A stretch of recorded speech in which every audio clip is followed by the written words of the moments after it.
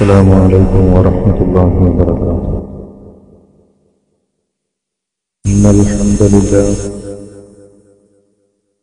نحمده ونستعينه ونؤمن به ونتوكل عليه ونعوذ بالله من شرور أنفسنا ومن سيئات أعمالنا.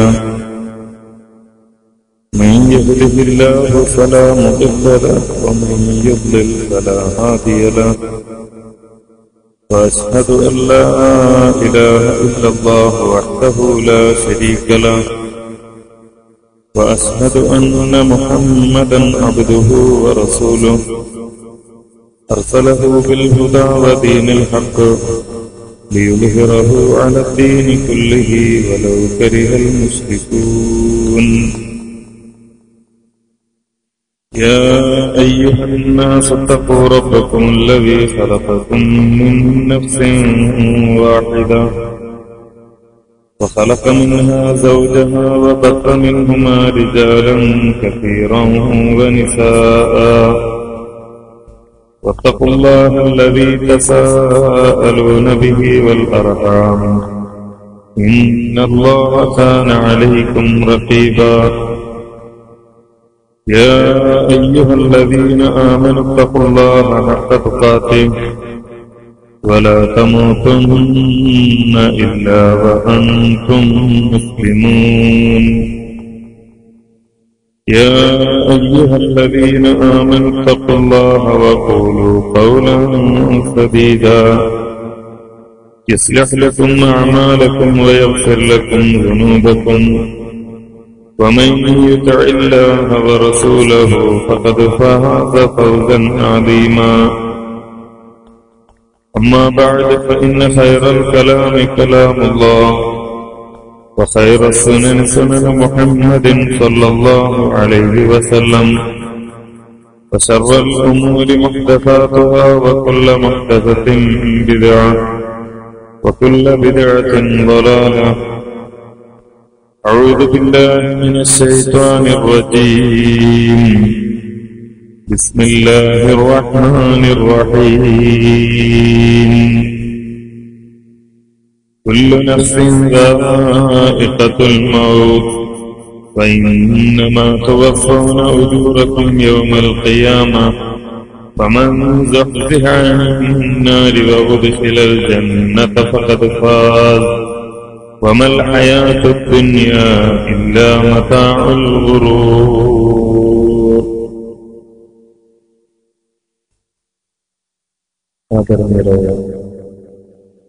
രക്ഷിതാക്കളെ, സഹോദരന്മാരെ, സഹോദരൻ,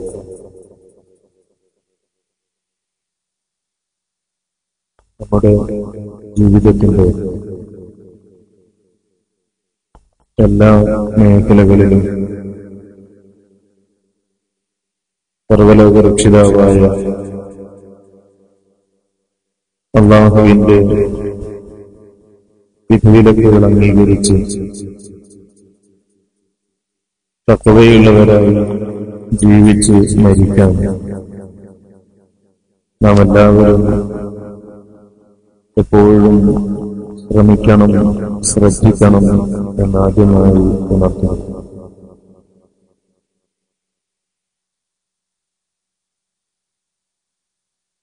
തഖ്വയുള്ളവരായി ജീവിക്കുക എന്നത് ഏറെ ശ്രദ്ധയോടുകൂടി ജാഗ്രതയോടുകൂടി നിർവഹിക്കേണ്ട ഒരു കാലത്താണ് നമ്മളൊക്കെ ജീവിച്ചുകൊണ്ടിരിക്കുന്നത്. നന്മയേക്കാളേറെ തിന്മയാണ് ഇന്ന് നമ്മുടെ ലോകത്ത് നിറഞ്ഞു നിൽക്കുന്നത്. നന്മ പറയുകയും നന്മയെക്കുറിച്ച് ആളുകളെ ഓർമ്മിപ്പിക്കുകയും ചെയ്യുക എന്നതിനേക്കാൾ തിന്മയിലേക്ക് ആളുകളെ ക്ഷണിക്കുവാനും തിന്മ ചെയ്യാൻ ആളുകളെ പ്രേരിപ്പിക്കുവാനും തിന്മ ചെയ്യുന്ന ആളുകൾക്ക് പ്രോത്സാഹനം നൽകുവാനും മത്സരിച്ചുകൊണ്ടിരിക്കുന്ന ഒരു സമൂഹമാണ് നമുക്ക് മുമ്പിലുള്ളത് എന്ന് ഞാൻ പറയാതെ തന്നെ നിങ്ങൾക്കെല്ലാവർക്കും അല്ലാഹു സുബ്ഹാനഹു വ തആല മുഹമ്മദ് മുസ്തഫ സ്വല്ലല്ലാഹു അലൈഹി വസല്ലമ വരെ ലോകത്തിന്റെ വിവിധ ഭാഗങ്ങളിൽ വിവിധ കാലഘട്ടങ്ങളിൽ അവന്റെ ദൂതന്മാരെ നിയോഗിക്കുകയുണ്ട്. ആ ദൂതന്മാരിൽ ചിലർക്ക് അല്ലാഹു സുബ്ഹാനഹു വ തആല ദൈവിക ഗ്രന്ഥവും നൽകുകയില്ല. ഈ ദൂതന്മാരെ നിയോഗിച്ചതിനെ കുറിച്ച് ആ ദൂതന്മാർക്ക് ദൈവിക ഗ്രന്ഥങ്ങൾ നൽകിയതിനെ കുറിച്ച് അഥവാ ഈ ദൂതന്മാരും ഗ്രന്ഥങ്ങളും ഈ സമൂഹത്തിൽ നിർവഹിച്ച ദൗത്യത്തെക്കുറിച്ച് അല്ലാഹു സുബ്ഹാനഹു വ തആല പറയുന്ന ഒരു കാര്യം ലിതുഖ്രിജൻ നാസ മിനൽ-ളുലുമാതി ഇലൻ-നൂർ ലിതുഖ്രിജൻ നാസ മിനൽ-ളുലുമാതി ഇലൻ-നൂർ ജനങ്ങൾ അകപ്പെട്ടിരിക്കുന്ന ഇരുട്ടുകളിൽ നിന്ന് അവരെ മോചിപ്പിച്ച് വെളിച്ചത്തിലേക്ക് നയിക്കുവാൻ വേണ്ടിയാണ് അല്ലാഹു ദൂതന്മാരെ അയച്ചിരിക്കുന്നത്. ഇവിടെ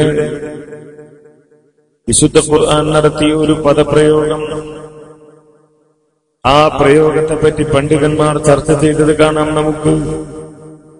മിനൽ-ളുലുമാത്, ഇരുട്ടുകൾ എന്നാണ് അല്ലാഹു സുബ്ഹാനഹു വ തആല പറയുന്നത്. ഈ ലോകത്ത് മനുഷ്യൻ അകപ്പെടുന്ന ഒരുപാട് ഇരുട്ടുകളുണ്ട്. വിശ്വാസപരമായി ഇരുട്ടുകളിൽ അകപ്പെടുന്ന ആളുകളുണ്ട്. കർമ്മരംഗത്ത് ഇരുട്ടുകളിൽ അകപ്പെടുന്ന ആളുകളുണ്ട്. സാമ്പത്തിക രംഗത്ത് ഇരുട്ടുകളിൽ അകപ്പെടുന്ന ആളുകൾ.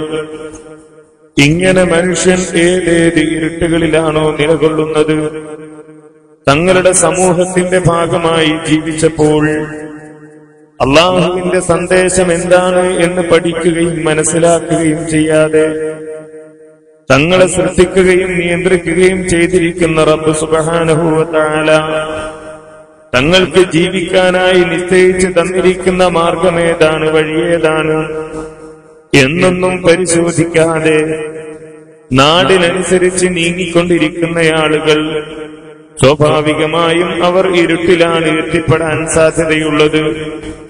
അല്ലാഹുവിൽ നിന്നുള്ള വെളിച്ചം ലഭിക്കാത്ത ആളുകളായി തീരാനാണ് സാധ്യത. അങ്ങനെ ഇരുട്ടുകളിൽ അകപ്പെടുന്ന ആളുകളുണ്ട്. ആ ആളുകളെ കുറിച്ചാണ് അല്ലാഹു പറയുന്നത്, ലിതുഖ്രിജൻ നാസ മിനൽ-ളുലുമാത്. അങ്ങനെ ഏതൊക്കെ ഇരുട്ടിലാണോ ആളുകൾ അകപ്പെട്ടിരിക്കുന്നത്, ആ ഇരുട്ടുകളിൽ നിന്ന് അവരെ മോചിപ്പിക്കണം. എന്നിട്ടോ ഇലൻ-നൂർ, വെളിച്ചത്തിലേക്ക് എത്തിക്കണം. ഈ ഇരുട്ടുകളിൽ നിന്ന് അവരെ മോചിപ്പിച്ച് വെളിച്ചങ്ങളിലേക്കല്ല എത്തിക്കാനുള്ളത്, ഒരുപാട് പ്രകാശങ്ങളിലേക്കല്ല എത്തിക്കാനുള്ളത്, മറിച്ച് ഏകമായ ഒരു പ്രകാശം, രക്ഷയുടെ മാർഗമായി, വെളിച്ചമായി, സത്യമായി, നേരായി ഒരുപാട് മാർഗങ്ങളെയല്ല അല്ലാഹു സുബ്ഹാനഹു വ തആല പരിചയപ്പെടുത്തുന്നു. മറിച്ച് ഇരുട്ടുകൾ പലതാണ്, അസത്യത്തിന്റെ മാർഗങ്ങൾ പലതാണ്, തിന്മയുടെ, ചതിയുടെ, വഞ്ചനയുടെ, ശിക്ഷയുടെ മാർഗങ്ങൾ പലതാണ്. എന്നാൽ രക്ഷയുടെ മാർഗം ഒന്നു മാത്രം. ആ മാർഗത്തിലേക്ക് ക്ഷണിക്കാനാണ് അല്ലാഹു സുബ്ഹാനഹു വ തആല ദൂതന്മാരെ നിയോഗിച്ചത്. ആ മാർഗം പഠിപ്പിക്കാനാണ് അല്ലാഹു സുബ്ഹാനഹു വ തആല വേദഗ്രന്ഥങ്ങൾ അവതരിപ്പിച്ചത്. സ്വാഭാവികമായും ഇന്നത്തെ ഈ സമൂഹത്തിന്റെ ചിത്രം മുന്നിൽ വെച്ചുകൊണ്ട് നാം നേരത്തെ പറഞ്ഞ നാം നമ്മുടെ സമൂഹത്തിൽ കണ്ടുകൊണ്ടിരിക്കുന്ന, നമ്മുടെ അനുഭവത്തിന്റെ ഭാഗമായി നമുക്ക് ബോധ്യപ്പെട്ടുകൊണ്ടിരിക്കുന്ന ഈ സമൂഹത്തിലെ ഇരുട്ടുകൾ, തിന്മകൾ, അത് മുന്നിൽ വെച്ചുകൊണ്ട് നാം ചിന്തിച്ചു നോക്കുക. എവിടെയാണ് നാം എത്തി നിൽക്കുന്നത്? എല്ലാവരും ഈ സമൂഹം എത്തിപ്പെട്ടിരിക്കുന്ന അധപതനത്തെക്കുറിച്ച് സംസാരിക്കുന്നവരാണ്. സമൂഹത്തിൽ ഓരോ നിമിഷവും വളർന്നു വന്നുകൊണ്ടിരിക്കുന്ന ജീർണതകളെക്കുറിച്ച് വിലപിച്ചുകൊണ്ടിരിക്കുന്നവരാണ് ആളുകൾ. രാഷ്ട്രീയ, സാമൂഹ്യ, സാംസ്കാരിക, മത രംഗങ്ങളിൽ പ്രവർത്തിക്കുന്ന പണ്ഡിതന്മാരും നേതാക്കന്മാരും പ്രവർത്തകന്മാരും സംഘടനകളുമൊക്കെ മനുഷ്യ സമൂഹം നേരിട്ടുകൊണ്ടിരിക്കുന്ന ഈ മൂല്യച്യുതിയുടെ, ജീർണതയുടെ ഭീഷണിയെക്കുറിച്ച് ആളുകളെ ബോധ്യപ്പെടുത്തിക്കൊണ്ടിരിക്കുന്നു. ആലോചിച്ചു നോക്കൂ. നാം ഓരോ ദിവസവും പത്രത്തിൽ വന്നുകൊണ്ടിരിക്കുന്ന വാർത്തകൾ, ഓരോ ദിവസവും മാധ്യമങ്ങളിലൂടെ നാം അറിഞ്ഞുകൊണ്ടിരിക്കുന്ന വിവരങ്ങൾ, സ്വന്തം മാതാവ്, ആ മാതാവിന് ഒരു ദിവസം കൊടുക്കേണ്ട ഭക്ഷണം എത്രയാണ് എന്ന് നിർണയിച്ചു കൊടുക്കുന്ന മകൾ, ആ മാതാവിനെ കൃത്യമായി പരിചരിക്കപ്പെടാത്തതിന്റെ പേരിൽ കിടക്കപ്പായയിൽ വൃത്തികേടുകളോടൊപ്പം ചേർന്ന് പുഴുവരിക്കുന്ന അവസ്ഥ വിദ്യാഭ്യാസമില്ലാത്ത ഒരു കുടുംബത്തിനല്ല. അട്ടപ്പാടിയിലെയോ അതല്ലെങ്കിൽ ഇടുക്കിയിലെയോ പാലക്കാടെയോ മറ്റേതെങ്കിലും ജില്ലകളിലെയോ ആദിവാസി കോളനികളിൽ നിന്നുള്ള ഒരു രംഗമല്ല പത്രത്തിലൂടെ നാം കണ്ടത്.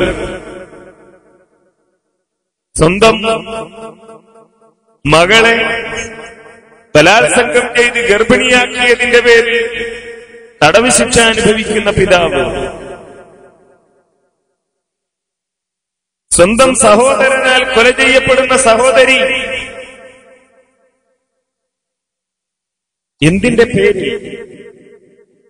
ഒരു കാലത്ത് ആത്മഹത്യകൾ എന്ന് പറയുന്നത് നമ്മുടെ നാട്ടിൽ അപൂർവമായ കാര്യമായിരുന്നു.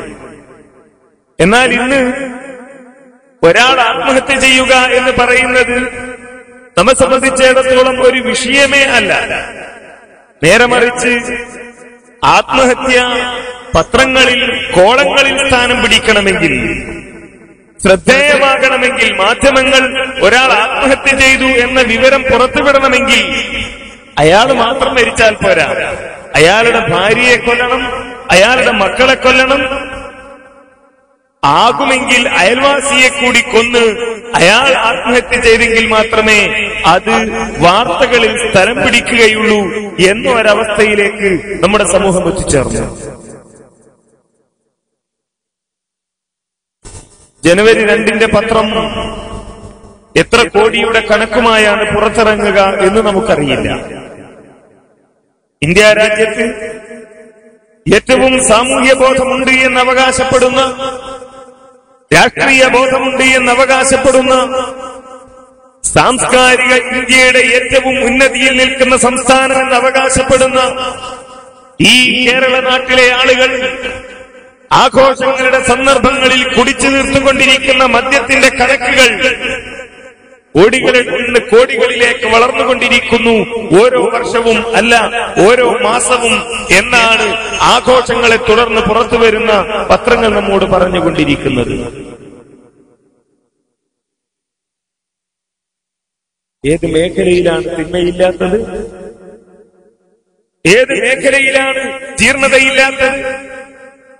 മനുഷ്യൻ അവന്റെ നന്മയ്ക്കു വേണ്ടി കണ്ടെത്തിയ, അവന്റെ ഗുണത്തിനു വേണ്ടി കണ്ടെത്തിയ ഓരോ ഉപകരണങ്ങളും സംവിധാനങ്ങളും തിന്മയ്ക്കു വേണ്ടി ഉപയോഗപ്പെടുത്തപ്പെട്ടുകൊണ്ടിരിക്കുന്ന കാഴ്ചയാണ് നമുക്ക് കാണാൻ കഴിയുക, അല്ലെ? നമ്മുടെ കയ്യിലൊക്കെ മൊബൈൽ ഫോണുണ്ട്. ഒരു 10 കൊല്ലം മുമ്പ് മൊബൈൽ ഫോൺ അപൂർവമായിരുന്നു നമ്മുടെ നാട്ടിൽ. ഇന്നത് സാർവത്രികമായിരിക്കുന്നു. +2-നോ അതല്ലെങ്കിൽ 10ാം ക്ലാസ്സിലോ മറ്റേതെങ്കിലും പ്രൊഫഷണൽ കോഴ്സുകൾക്കോ പഠിക്കുന്ന നമ്മുടെ മക്കൾക്ക്, സഹോദരന്മാർക്ക് ഒരു മൊബൈൽ ഫോൺ കൊടുക്കണമെന്ന് നാം ആഗ്രഹിക്കുന്നു, അല്ലെങ്കിൽ അവർ ആവശ്യപ്പെടുന്നു എന്ന് വിചാരിക്കുക. നിങ്ങൾ 1000 രൂപ ചെലവാക്കിയാൽ ഒരു മൊബൈൽ ഫോൺ നിങ്ങൾക്ക് കിട്ടും. അത്തരം ഒരു ഫോൺ നമ്മൾ വാങ്ങി നമ്മളുടെ സഹോദരന് കൊടുത്തു നോക്കൂ, നമ്മളുടെ മകന് കൊടുത്തു നോക്കൂ. അവനത് സ്വീകരിക്കാൻ തയ്യാറാവില്ല. എന്തേ തയ്യാറാവാത്തത്? മൊബൈൽ ഫോൺ എന്ന് പറയുന്നത് ആളുകളോട് സംസാരിക്കുവാനും ആളുകൾ സംസാരിക്കുന്നത് കേൾക്കുവാനുമുള്ള ഒരു ഉപകരണം എന്നതിനപ്പുറത്തേക്ക് മാറിക്കഴിഞ്ഞിരിക്കുന്നു ഇന്ന്. ആർക്ക് വേണം ക്യാമറയില്ലാത്ത ഫോൺ? ഇന്റർനെറ്റുകൾ ഉപയോഗിക്കാൻ കഴിയാത്ത ഒരു ഫോൺ ആർക്കും ആവശ്യമില്ല. ആ ഫോണുകൾ കൊണ്ടുണ്ടാകുന്ന ദുരന്തങ്ങൾ, തകർന്നുകൊണ്ടിരിക്കുന്ന കുടുംബങ്ങൾ, ആത്മഹത്യ ചെയ്തുകൊണ്ടിരിക്കുന്ന പെൺകുട്ടികൾ, ഇവരുടെയൊക്കെ കഥകൾ ഇല്ലാത്ത ഒരു ദിവസവും നമ്മുടെ സമൂഹത്തിലെ പുറത്തുവരുന്ന പത്രങ്ങളിൽ നമുക്ക് ഇല്ലാതെ പോകുന്നില്ല എന്നതുകൂടി നാം ഇതിനോട് ചേർത്ത് വായിച്ചു നോക്കുക. ഇങ്ങനെ എല്ലാ മേഖലകളിലും തിന്മകൾ, എല്ലാ മേഖലകളിലും അസ്വസ്ഥതകൾ. വ്യക്തികൾ അസ്വസ്ഥരാണ്, കുടുംബങ്ങൾ അസ്വസ്ഥരാണ്, സമൂഹം അസ്വസ്ഥരാണ്.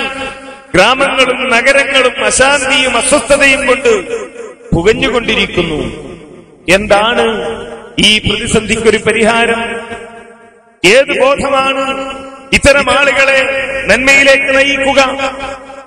ഭൗതിക വിദ്യാഭ്യാസത്തിന്റെ അഭാവമാണോ? ഒരു പാവപ്പെട്ട കൂലിപ്പണിക്കാരൻ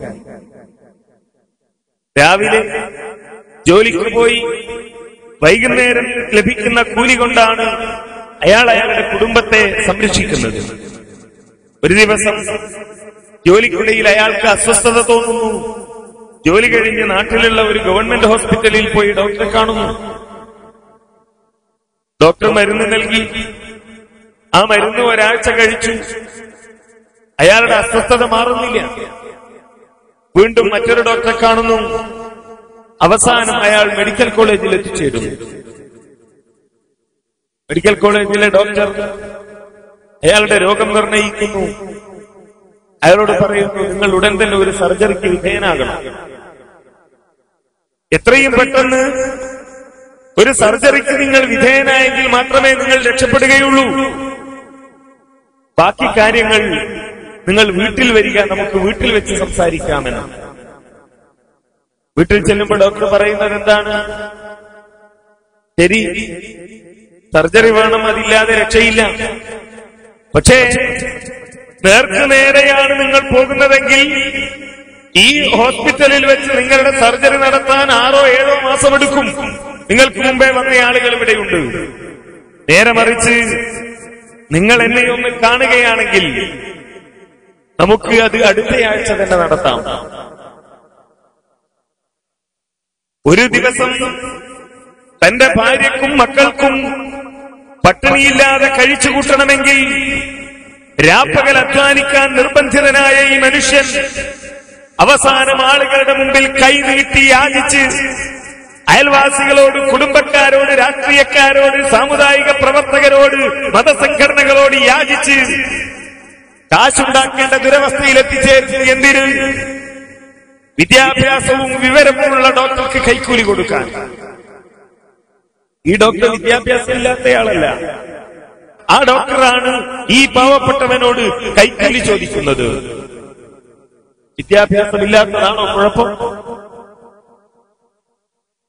നമ്മുടെ നാടുകളിൽ തകർന്നുകൊണ്ടിരിക്കുന്ന പാലങ്ങളും റോഡുകളും, എങ്ങനെയാണ് പാലം നിർമ്മിക്കേണ്ടത് എന്നറിയാത്ത, എങ്ങനെയാണ് റോഡ് നിർമ്മിക്കേണ്ടത് എന്നറിയാത്ത എഞ്ചിനീയർമാരല്ല, കോൺട്രാക്ടർമാരല്ല ഈ റോഡുകൾ ഉണ്ടാക്കിക്കൊണ്ടിരിക്കുന്നത്. ഒരുപക്ഷെ കേരളത്തിൽ ജീവിക്കുന്ന നമുക്ക് ഉൾക്കൊള്ളാൻ അല്പം പ്രയാസമാണെങ്കിലും ഇന്ത്യയിലെ ബഹുഭൂരിഭാഗം ജനങ്ങൾ പട്ടിണിയിലും ദാരിദ്ര്യത്തിലും കഴിഞ്ഞുകൂടിക്കൊണ്ടിരിക്കുന്നു. മലയാളത്തിലെ പ്രയോഗം കടമെടുക്കുകയാണെങ്കിൽ ഓടകളിൽ നിന്ന്, അഴുക്കുചാലുകളിൽ നിന്ന് നീന്തിക്കളിച്ചുകൊണ്ടിരിക്കുന്ന പുഴുക്കൾക്ക് സമാനമായി ചേരി പ്രദേശങ്ങളിൽ ജീവിച്ചുകൊണ്ടിരിക്കുന്ന 10,000-കണക്കിന് കോടിക്കണക്കിന് മനുഷ്യർ ഇന്നും ഇന്ത്യ രാജ്യത്ത് ജീവിക്കുമ്പോൾ പുറത്തു വന്നുകൊണ്ടിരിക്കുന്ന കോടിക്കണക്കിന് രൂപയുടെ അഴിമതികൾക്ക് പിന്നിൽ വിവരവും വിദ്യാഭ്യാസവും ഇല്ലാത്തവരല്ല, വിവരമുള്ളവരാണ്, വിദ്യാഭ്യാസമുള്ളവരാണ്. എങ്ങനെ ഈ സമൂഹത്തെ നേർവഴിയിലേക്ക് നയിക്കാൻ കഴിയും? എങ്ങനെയാണ് ഈ സമൂഹത്തിന് ശരിയായ വഴി കാണിച്ചു കൊടുക്കുക? അതാണ് അല്ലാഹു സുബ്ഹാനഹു വ തആല ഈ ലോകത്തേക്ക് ദൂതന്മാരെ അയച്ചുകൊണ്ട് നിർവഹിച്ച ഉത്തരവാദിത്തം. ആ ഉത്തരവാദിത്തം എപ്പോഴാണോ നിർവഹിക്കപ്പെടുന്നത്, ആ ഒരു സന്ദേശത്തിലേക്ക് എപ്പോഴാണോ ജനങ്ങൾ തിരിച്ചു പോകുന്നത്, അപ്പോൾ മാത്രമാണ് അസ്വസ്ഥത പരിഹരിക്കാൻ കഴിയുന്നത്. അപ്പോൾ മാത്രമാണ് സമൂഹത്തിലെ ജീർണത പരിഹരിക്കാൻ കഴിയുന്നത്. നബി സല്ലല്ലാഹു അലൈഹി വസല്ലം അടക്കമുള്ള ഈ ലോകത്ത് കഴിഞ്ഞുപോയ അല്ലാഹുവിന്റെ അമ്പിയാക്കൾ, ആ അല്ലാഹുവിന്റെ അമ്പിയാക്കൾ ഏതൊരു സമൂഹത്തിലേക്കായിരുന്നോ കടന്നു വന്നത്, ആ സമൂഹങ്ങളിൽ ജീർണതയുണ്ടായിരുന്നു, ആ സമൂഹങ്ങളിൽ വൃത്തികേടുകൾ ഉണ്ടായിരുന്നു, ആ സമൂഹങ്ങളിൽ അസ്വസ്ഥതയുണ്ടായിരുന്നു, അശാന്തി ഉണ്ടായിരുന്നു. ആ അശാന്തി എങ്ങനെയാണോ പരിഹരിക്കപ്പെട്ടത്, ഏതൊരു ചികിത്സയാണോ ആ രോഗത്തിന് നടത്തിയത്, അതേ ചികിത്സ തന്നെ ഈ രോഗത്തിനും നടത്തേണ്ടതുണ്ട്. ഇതാണ് പരിഹാരമാർഗം. അല്ലാതെ മനുഷ്യനോട് നിങ്ങൾ മദ്യപിക്കാൻ പാടില്ല, നിങ്ങൾ മദ്യപിക്കാൻ പാടില്ല, മദ്യപിച്ചാൽ നിങ്ങൾ മരിച്ചു പോകും, മദ്യപിച്ചാൽ നിങ്ങൾ മരിച്ചു പോകും എന്നൊരു മനുഷ്യനോട് പറയുന്നു. അയാൾ കേവലം ഭൗതികമായി ചിന്തിക്കുന്നവനാണെങ്കിൽ അയാൾക്ക് തിരിച്ചു ചോദിക്കാം, മദ്യപിക്കാത്ത ആളുകൾ മരിക്കുന്നില്ലേ ഈ നാട്ടിൽ? മദ്യപിക്കാത്ത ആളുകൾ മരിക്കുന്നില്ലേ? നിങ്ങൾ പുകവലിക്കാൻ പാടില്ല, നിങ്ങൾ മയക്കുമരുന്നുകൾ ഉപയോഗിക്കാൻ പാടില്ല, കാരണം അത് ക്യാൻസറിന് കാരണമാകും എന്ന് ഒരാളെ ഉപദേശിക്കുന്നു മറ്റൊരാൾ. ഈ ഉപദേശം കേൾക്കുന്നവൻ കേവലം ഭൗതികമായി മാത്രം ചിന്തിക്കുന്നവനാണെങ്കിൽ അവന് നൂറുകണക്കിന് ഉദാഹരണങ്ങൾ പറയാൻ കഴിയും. ഒരിക്കലും പുകവലിച്ചിട്ടില്ലാത്ത പച്ചവെള്ളവും ചായയുമല്ലാതെ അതിനപ്പുറത്ത് മാർക്കറ്റുകളിൽ ലഭ്യമായ കൂൾ ഡ്രിങ്ക്സ് പോലും ജീവിതത്തിൽ നിന്ന് വരെ ഉപയോഗിക്കാത്ത ഒരുപാട് ആളുകൾ ക്യാൻസർ രോഗം കൊണ്ട് കഷ്ടപ്പെടുന്നതിന്റെ, ബുദ്ധിമുട്ടുന്നതിന്റെ ഒരുപാട് അനുഭവങ്ങൾ. നിങ്ങൾ അഴിമതി നടത്തരുത്, നിങ്ങൾ കൈക്കൂലി വാങ്ങരുത്, നിങ്ങൾ ആളുകളിൽ നിന്ന് അന്യായമായി പണം സ്വീകരിക്കരുത് എന്ന് ഭൗതികമായ വ്യാഖ്യാനത്തിലൂടെ ഒരാൾക്ക് മനസ്സിലാക്കി കൊടുക്കാൻ കഴിയില്ല. സ്വാഭാവികമായും അയാൾ ചിന്തിക്കുന്നത് എനിക്ക് ജോലി ചെയ്ത് ശമ്പളം കിട്ടിയാൽ ലഭിക്കുന്ന ക്യാഷ്, അതിലുള്ള 1000 രൂപയും എനിക്കൊരാൾ കൈക്കൂലി തന്നാൽ ലഭിക്കുന്ന 1000 രൂപയും രണ്ടും പുറത്തിറക്കുന്നത് റിസർവ് ബാങ്ക് ഓഫ് ഇന്ത്യയാണ്. ആ 2 നോട്ടിനും മാർക്കറ്റിൽ ഒരേ മൂല്യമാണ്. ഇത് നിങ്ങൾ കൈക്കൂലിയായി കിട്ടിയ 1000 രൂപയല്ലേ, അതുകൊണ്ട് അതിന് 1000 രൂപയുടെ സാധനം ലഭിക്കില്ല, 500 രൂപയുടെ സാധനം മാത്രമേ ലഭിക്കുള്ളൂ എന്ന് ഒരു കടക്കാരനും അയാളോട് പറയില്ല. അതുകൊണ്ട് തന്നെ ഭൗതികമായ അത്തരമൊരു ചിന്ത, ഭൗതികമായ അത്തരമൊരു സമീപനം അതൊരിക്കലും തന്നെ ആളുകളെ നന്മയിലേക്ക് നയിക്കാൻ പര്യാപ്തമാവുകയില്ല. അതുകൊണ്ട് തന്നെയാണ് അല്ലാഹുവിന്റെ ദൂതന്മാർ ഈ സമൂഹത്തിന് മുന്നിലേക്ക് കടന്നു വന്നുകൊണ്ട് പഠിപ്പിച്ചത് കുല്ലു നഫ്സിൻ ദാഇഖത്തുൽ മൗത്ത്, എല്ലാ മനുഷ്യരും മരിക്കുന്നതാണ്, എല്ലാ ശരീരങ്ങളും മരണത്തിന്റെ രുചി ആസ്വദിക്കുക തന്നെ ചെയ്യും. മനുഷ്യർ തമ്മിൽ ഒരുപാട് തർക്കങ്ങളുണ്ട്, ഒരുപാട് അഭിപ്രായ വ്യത്യാസങ്ങൾ. ഇവിടെ നമ്മളെല്ലാവരും ഒരു പരിപാടിക്ക് ഒരു ഹാളിൽ ഒരുമിച്ച് കൂടിയിരിക്കുന്നു. എന്നാൽ എല്ലാവരും ഒരേ അഭിപ്രായക്കാരാണോ? അല്ല. രാഷ്ട്രീയമായി വ്യത്യസ്തമായി ചിന്തിക്കുന്നവരുണ്ട്, മതപരമായി വ്യത്യസ്ത വീക്ഷണങ്ങൾ പുലർത്തുന്നവരുണ്ട്, സാമ്പത്തിക വിഷയങ്ങളെപ്പറ്റി വ്യത്യസ്ത വീക്ഷണങ്ങൾ പുലർത്തുന്നവരുണ്ട്. എല്ലാവരും അംഗീകരിക്കുന്നു നമ്മൾ മരിക്കും. എപ്പോഴാ മരണം അറിയില്ല. ആർക്കും വിശദീകരിക്കാൻ കഴിയാത്ത തരത്തിൽ, ആർക്കും മുൻകൂട്ടി പ്രവചിക്കാൻ കഴിയാത്ത തരത്തിൽ മരണം നമ്മുടെ ഇടയിലേക്ക് കടന്നു വന്നുകൊണ്ടിരിക്കുന്നു. അല്ലേ? പറയേണ്ടതില്ലല്ലോ, വിശദീകരിക്കേണ്ടതില്ലല്ലോ, നമ്മുടെയൊക്കെ അനുഭവമാണ്. എന്റെ പരിചയത്തിൽ, നമ്മുടെ ഓരോരുത്തരുടെയും പരിചയത്തിൽ നമ്മെക്കാൾ പ്രായം കുറഞ്ഞവർ മരിച്ചില്ലേ? നമ്മെക്കാൾ പ്രായം കുറഞ്ഞവർ മരിച്ചു. وكم من صغار يرتجي طول عمرهم فقد أدخلت أجسادهم ظلمة القبر. എത്രയെത്ര കൊച്ചുകുട്ടികളാണ്. ആ കുട്ടികളെ പറ്റി, അവരുടെ ഭാവിയെ പറ്റി ഒരുപാട് സ്വപ്നങ്ങൾ ആളുകളുടെ മനസ്സിലുണ്ടായിരുന്നു. എന്റെ മകൻ വളർന്നു വരുന്ന സമയത്ത് ഞാൻ അവരുമായി പങ്കുവച്ച സ്വപ്നങ്ങളുണ്ട്. എന്റെ ഭാര്യയുമായി അവന്റെ ജീവിതത്തെക്കുറിച്ച് ഞാൻ പങ്കുവച്ച സ്വപ്നങ്ങളുണ്ട്. എന്റെ സുഹൃത്തുക്കളുമായി ഞാൻ പങ്കുവച്ച സ്വപ്നങ്ങളുണ്ട്. എന്റെ മകൻ ഇങ്ങനെ വളർന്നു വന്ന് ഇന്ന ആളായി തീരും എന്ന് ഞാൻ പറഞ്ഞിട്ടുണ്ട്. അല്ലേ? ഇനി അതിനുമപ്പുറത്ത് എന്റെ ഭാര്യ ഗർഭിണിയാണെന്നറിയുന്ന നിമിഷം മുതൽ എന്റെ മനസ്സിലുണ്ടാകുന്ന സന്തോഷം, എന്റെ ഭാര്യയുടെ മനസ്സിലുണ്ടാകുന്ന സന്തോഷം, ആ സന്തോഷം ഞങ്ങളുടെ കുടുംബ ജീവിതത്തിൽ ഉണ്ടാക്കുന്ന ആഹ്ലാദം ഞങ്ങളുടെ മാതാപിതാക്കളിലേക്ക് അത് പകരുന്നു, അയൽ വീടുകളിലേക്ക് അത് പകരുന്നു. അങ്ങനെ സന്തോഷത്തോടുകൂടി നീങ്ങുന്ന ദിനങ്ങൾ. അങ്ങനെ എന്റെ ഭാര്യ പ്രസവിക്കുന്നു, ഈ കുഞ്ഞ് വളർന്നു വരുന്നു. അങ്ങനെയാണ് സ്വപ്നങ്ങൾ നെയ്തെടുക്കപ്പെടുന്നത്. പക്ഷേ ഒരു ദിവസം സർവലോക രക്ഷിതാവായ അല്ലാഹുവിന്റെ വിധിക്ക് കീഴൊതുങ്ങേണ്ടി വരുന്ന സമയം അല്ലാഹു സുബ്ഹാനഹു വ തആല അവന്റെ മഹത്തായ അനുഗ്രഹത്തിൽ നിന്ന് എനിക്ക് നൽകിയ സന്താനത്തെ അവൻ തന്നെ അങ്ങ് തിരിച്ചു വിളിക്കുകയും എന്റെ ഈമാൻ പരീക്ഷിക്കപ്പെടുകയും ചെയ്യുന്ന ഒരു സന്ദർഭം എന്റെ ജീവിതത്തിൽ ഉണ്ടാവാം, നമ്മുടെ ഓരോരുത്തരുടെയും ജീവിതത്തിൽ ഉണ്ടാകാം. അങ്ങനെ എത്രയെത്ര കൊച്ചു കുഞ്ഞുങ്ങളുടെ മയ്യത്ത് ഖബറിലേക്ക് വെച്ച കൈകളാണ് നമ്മളുടേതെന്ന് നാം ആലോചിച്ചു നോക്കുക. അല്ലേ? ആരോഗ്യമുള്ള നമ്മുടെ കൂട്ടുകാർ ഇന്നലെ വൈകുന്നേരം യാതൊരു കുഴപ്പവുമില്ലാതെ നമ്മോടൊപ്പം സംസാരിച്ച് രാത്രി ഏറെ വൈകി അവന്റെ വീട്ടിലേക്ക് പോയ സുഹൃത്ത് പിറ്റേന്ന് രാവിലെ അറിയുന്നത് എന്താണ്? കിടക്കപ്പായയിൽ എഴുന്നേൽക്കാൻ കഴിഞ്ഞില്ല, എഴുന്നേറ്റില്ല, ഉറക്കത്തിൽ മരിച്ചുപോയി.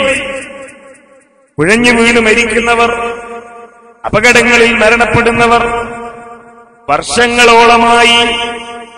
വർഷങ്ങളോളമായി രോഗപ്പായയിൽ കിടന്ന് മലമൂത്ര വിസർജനങ്ങൾ പോലും കിടന്ന പായയിൽ തന്നെ നടത്തി ശരീരം പൊട്ടി വ്രണമായി അതുകൊണ്ട് പ്രയാസപ്പെട്ട് കഷ്ടപ്പെടുന്ന ഒരുപാട് രോഗികളെ വേറെ നമുക്ക് കാണാം.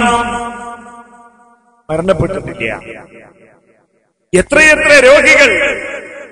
എത്രയെത്ര രോഗികൾ അവരിപ്പോഴും കഷ്ടപ്പെടുന്നു, പ്രയാസപ്പെടുന്നു.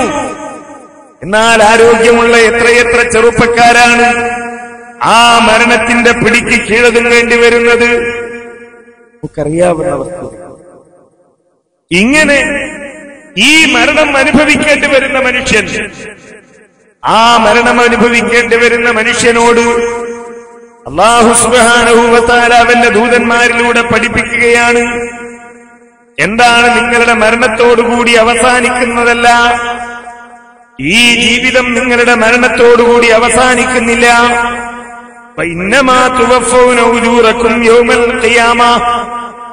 ഈ ലോകത്ത് നിങ്ങൾ ജീവിച്ച സമയമുണ്ടല്ലോ, ഈ ലോകത്ത് നിങ്ങൾ ജനിച്ചു വീണ് മരണപ്പെടുന്നത് വരെയുള്ള സമയം, ആ സമയത്ത് നിങ്ങൾ എന്താണ് ഇവിടെ ചെയ്തത് എന്നതിന് ആ റബ്ബിന്റെ അരികിൽ കൃത്യമായി സമാധാനം ബോധിപ്പിക്കേണ്ട ഒരു ദിവസം വരാനുണ്ട്. അല്ലാഹു സുബ്ഹാനഹു വ തആല ഈ ലോകത്തേക്ക് സൃഷ്ടിച്ചയച്ച മനുഷ്യൻ അവനിവിടെ നിർവഹിക്കേണ്ട ഉത്തരവാദിത്തങ്ങൾ എന്താണ് എന്ന് പഠിപ്പിക്കുകയാണ്. അത് പഠിപ്പിക്കാൻ വേണ്ടി ദൂതന്മാരെ നിയോഗിക്കുകയാണ്. അത് പഠിപ്പിക്കാൻ വേണ്ടി വേദഗ്രന്ഥങ്ങൾ ഇറക്കുകയാണ്. ഈ ദൂതന്മാരും വേദഗ്രന്ഥങ്ങളുമൊക്കെ മനുഷ്യന്മാരുടെ ഇടയിൽ അവന്റെ സന്ദേശങ്ങൾ പ്രചരിപ്പിക്കുന്നു. ആ സന്ദേശങ്ങൾ പ്രചരിപ്പിക്കപ്പെടുന്ന മനുഷ്യനോട് അല്ലാഹു സുബ്ഹാനഹു വ തആല പറയുകയാണ്, വഇന്നമാ തുവഫൗന ഉജൂറക്കും യൗമൽ ഖിയാമ. ഈ ലോകത്ത് നിങ്ങൾ ജീവിച്ചു കഴിഞ്ഞല്ലോ, നിങ്ങൾ ജീവിക്കുകയാണല്ലോ. ആ ജീവിതത്തിന് ശേഷം നിങ്ങൾ മരണത്തെ അഭിമുഖീകരിക്കേണ്ടതുണ്ടല്ലോ. അങ്ങനെ മരണത്തെ അഭിമുഖീകരിച്ച് നാളെ അല്ലാഹുവിന്റെ കോടതിയിൽ നിങ്ങൾ ഹാജരാക്കപ്പെടുന്ന സമയം, ആ സമയത്താണ് നിങ്ങളുടെ പ്രവർത്തനങ്ങൾക്കുള്ള പ്രതിഫലം നൽകപ്പെടുന്നത്. എന്നാൽ അല്ലാഹു സുബ്ഹാനഹു വ തആല ഈ സമൂഹത്തെ വളരെ കൃത്യമായി തന്നെ പഠിപ്പിക്കുകയാണ്. ആരാണ് വിശ്വാസി? ആരാണ് വിശ്വാസി? ഈ ജീവിതത്തിന്റെ യാഥാർത്ഥ്യങ്ങളെ മാത്രം അംഗീകരിക്കുന്നവനല്ല. അല്ലദീന യുഅ്മിനൂന ബിൽ ഗൈബ്, മറഞ്ഞ കാര്യങ്ങളിൽ വിശ്വസിക്കുന്നവനാണ്. ആ മറഞ്ഞ കാര്യങ്ങളിൽ വിശ്വസിക്കുന്നവൻ, അവനോടാണ് അല്ലാഹു സുബ്ഹാനഹു വ തആല ഈമാൻ കാര്യങ്ങൾ പഠിപ്പിക്കുന്നത്. അല്ലേ? ഈമാൻ കാര്യങ്ങൾ, അല്ലാഹുവിലുള്ള വിശ്വാസം, മലക്കുകളിലുള്ള വിശ്വാസം എന്നിങ്ങനെ തുടങ്ങി പഠിപ്പിക്കപ്പെടുന്ന വിശ്വാസങ്ങൾ, ഇതൊക്കെ കണ്ട് അനുഭവിച്ച് ബോധ്യപ്പെട്ട് വിശ്വസിക്കാനുള്ളതാണോ? അല്ല, കണ്ട് വിശ്വസിക്കാനുള്ളതല്ല. നമ്മുടെ ബുദ്ധി ഉപയോഗിച്ച് കണ്ടെത്തുവാൻ കഴിയുന്ന കാര്യങ്ങൾ. ചിലത് അല്ലാഹു സുബ്ഹാനഹു വ തആല പറഞ്ഞു എന്നതുകൊണ്ട് മാത്രം നാം വിശ്വസിക്കേണ്ട കാര്യങ്ങൾ. ആ അല്ലാഹുവാണ് പഠിപ്പിക്കുന്നത്. നിങ്ങളുടെ പ്രവർത്തനങ്ങൾ രേഖപ്പെടുത്തപ്പെടുന്നു, നിങ്ങളുടെ കർമ്മങ്ങൾ രേഖപ്പെടുത്തപ്പെടുന്നു. നമ്മോട് ആരാ പറയുന്നത്? അല്ലാഹുവാണ് പറയുന്നത്. എന്നു മാത്രമല്ല, നാളെ പരലോകത്ത് എത്തിച്ചേരുമ്പോ അതാ ആ ഗ്രന്ഥം നമ്മുടെ കയ്യിൽ തരികയാണ്. അവിടെ വെച്ചതാ മനുഷ്യൻ പറഞ്ഞു പോകുന്നു, മാലിഹാദൽ കിതാബ്, ഞാൻ ചെയ്ത പ്രവർത്തനങ്ങളുടെ രേഖ എന്റെ കയ്യിൽ ലഭിക്കുമ്പോ ഞാൻ പറയുന്നത് എന്താണെന്നറിയുമോ? മാലിഹാദൽ കിതാബ്, ഇതെന്തൊരു രേഖയാണിത്, ഇതെന്തൊരു പുസ്തകമാണിത്. ലാ യുഗാദിറു സഗീറതൻ വലാ കബീറ, ലാ യുഗാദിറു സഗീറതൻ വലാ കബീറ, ചെറുതും വലുതുമായ ഒന്നും തന്നെ ഇത് വിട്ടുകളഞ്ഞിട്ടില്ലല്ലോ. ഒന്നും വിട്ടുപോയിട്ടില്ല. ഞാൻ മറന്നുപോയ ഒരുപാട് കാര്യങ്ങൾ, എന്റെ ഓർമ്മയിലില്ലാത്ത ഒരുപാട് കാര്യങ്ങൾ നന്മയായുണ്ട് തിന്മയായുണ്ട്, എല്ലാം രേഖപ്പെടുത്തപ്പെട്ടിരിക്കുന്നു ഇവിടെ. അങ്ങനെ ഒരു ഗ്രന്ഥം എന്റെ കയ്യിൽ തരും, അത്തരമൊരു ദിവസം വരാനുണ്ട് എന്ന ഒരു ചിന്തയല്ലേ യഥാർത്ഥത്തിൽ നന്മയിലേക്ക് മനുഷ്യനെ നയിക്കാൻ സഹായിക്കുന്ന ഏറ്റവും വലിയ വിശ്വാസം? മറ്റെന്ത് വിശ്വാസം, മറ്റെന്ത് ബോധം, മറ്റെന്ത് ധാരണയാണ് മനുഷ്യനെ അത് അനീതിയിൽ നിന്ന്, അധാർമികതയിൽ നിന്ന്, ജീർണതകളിൽ നിന്ന് വിട്ടുനിൽക്കുവാൻ പ്രേരിപ്പിക്കുക?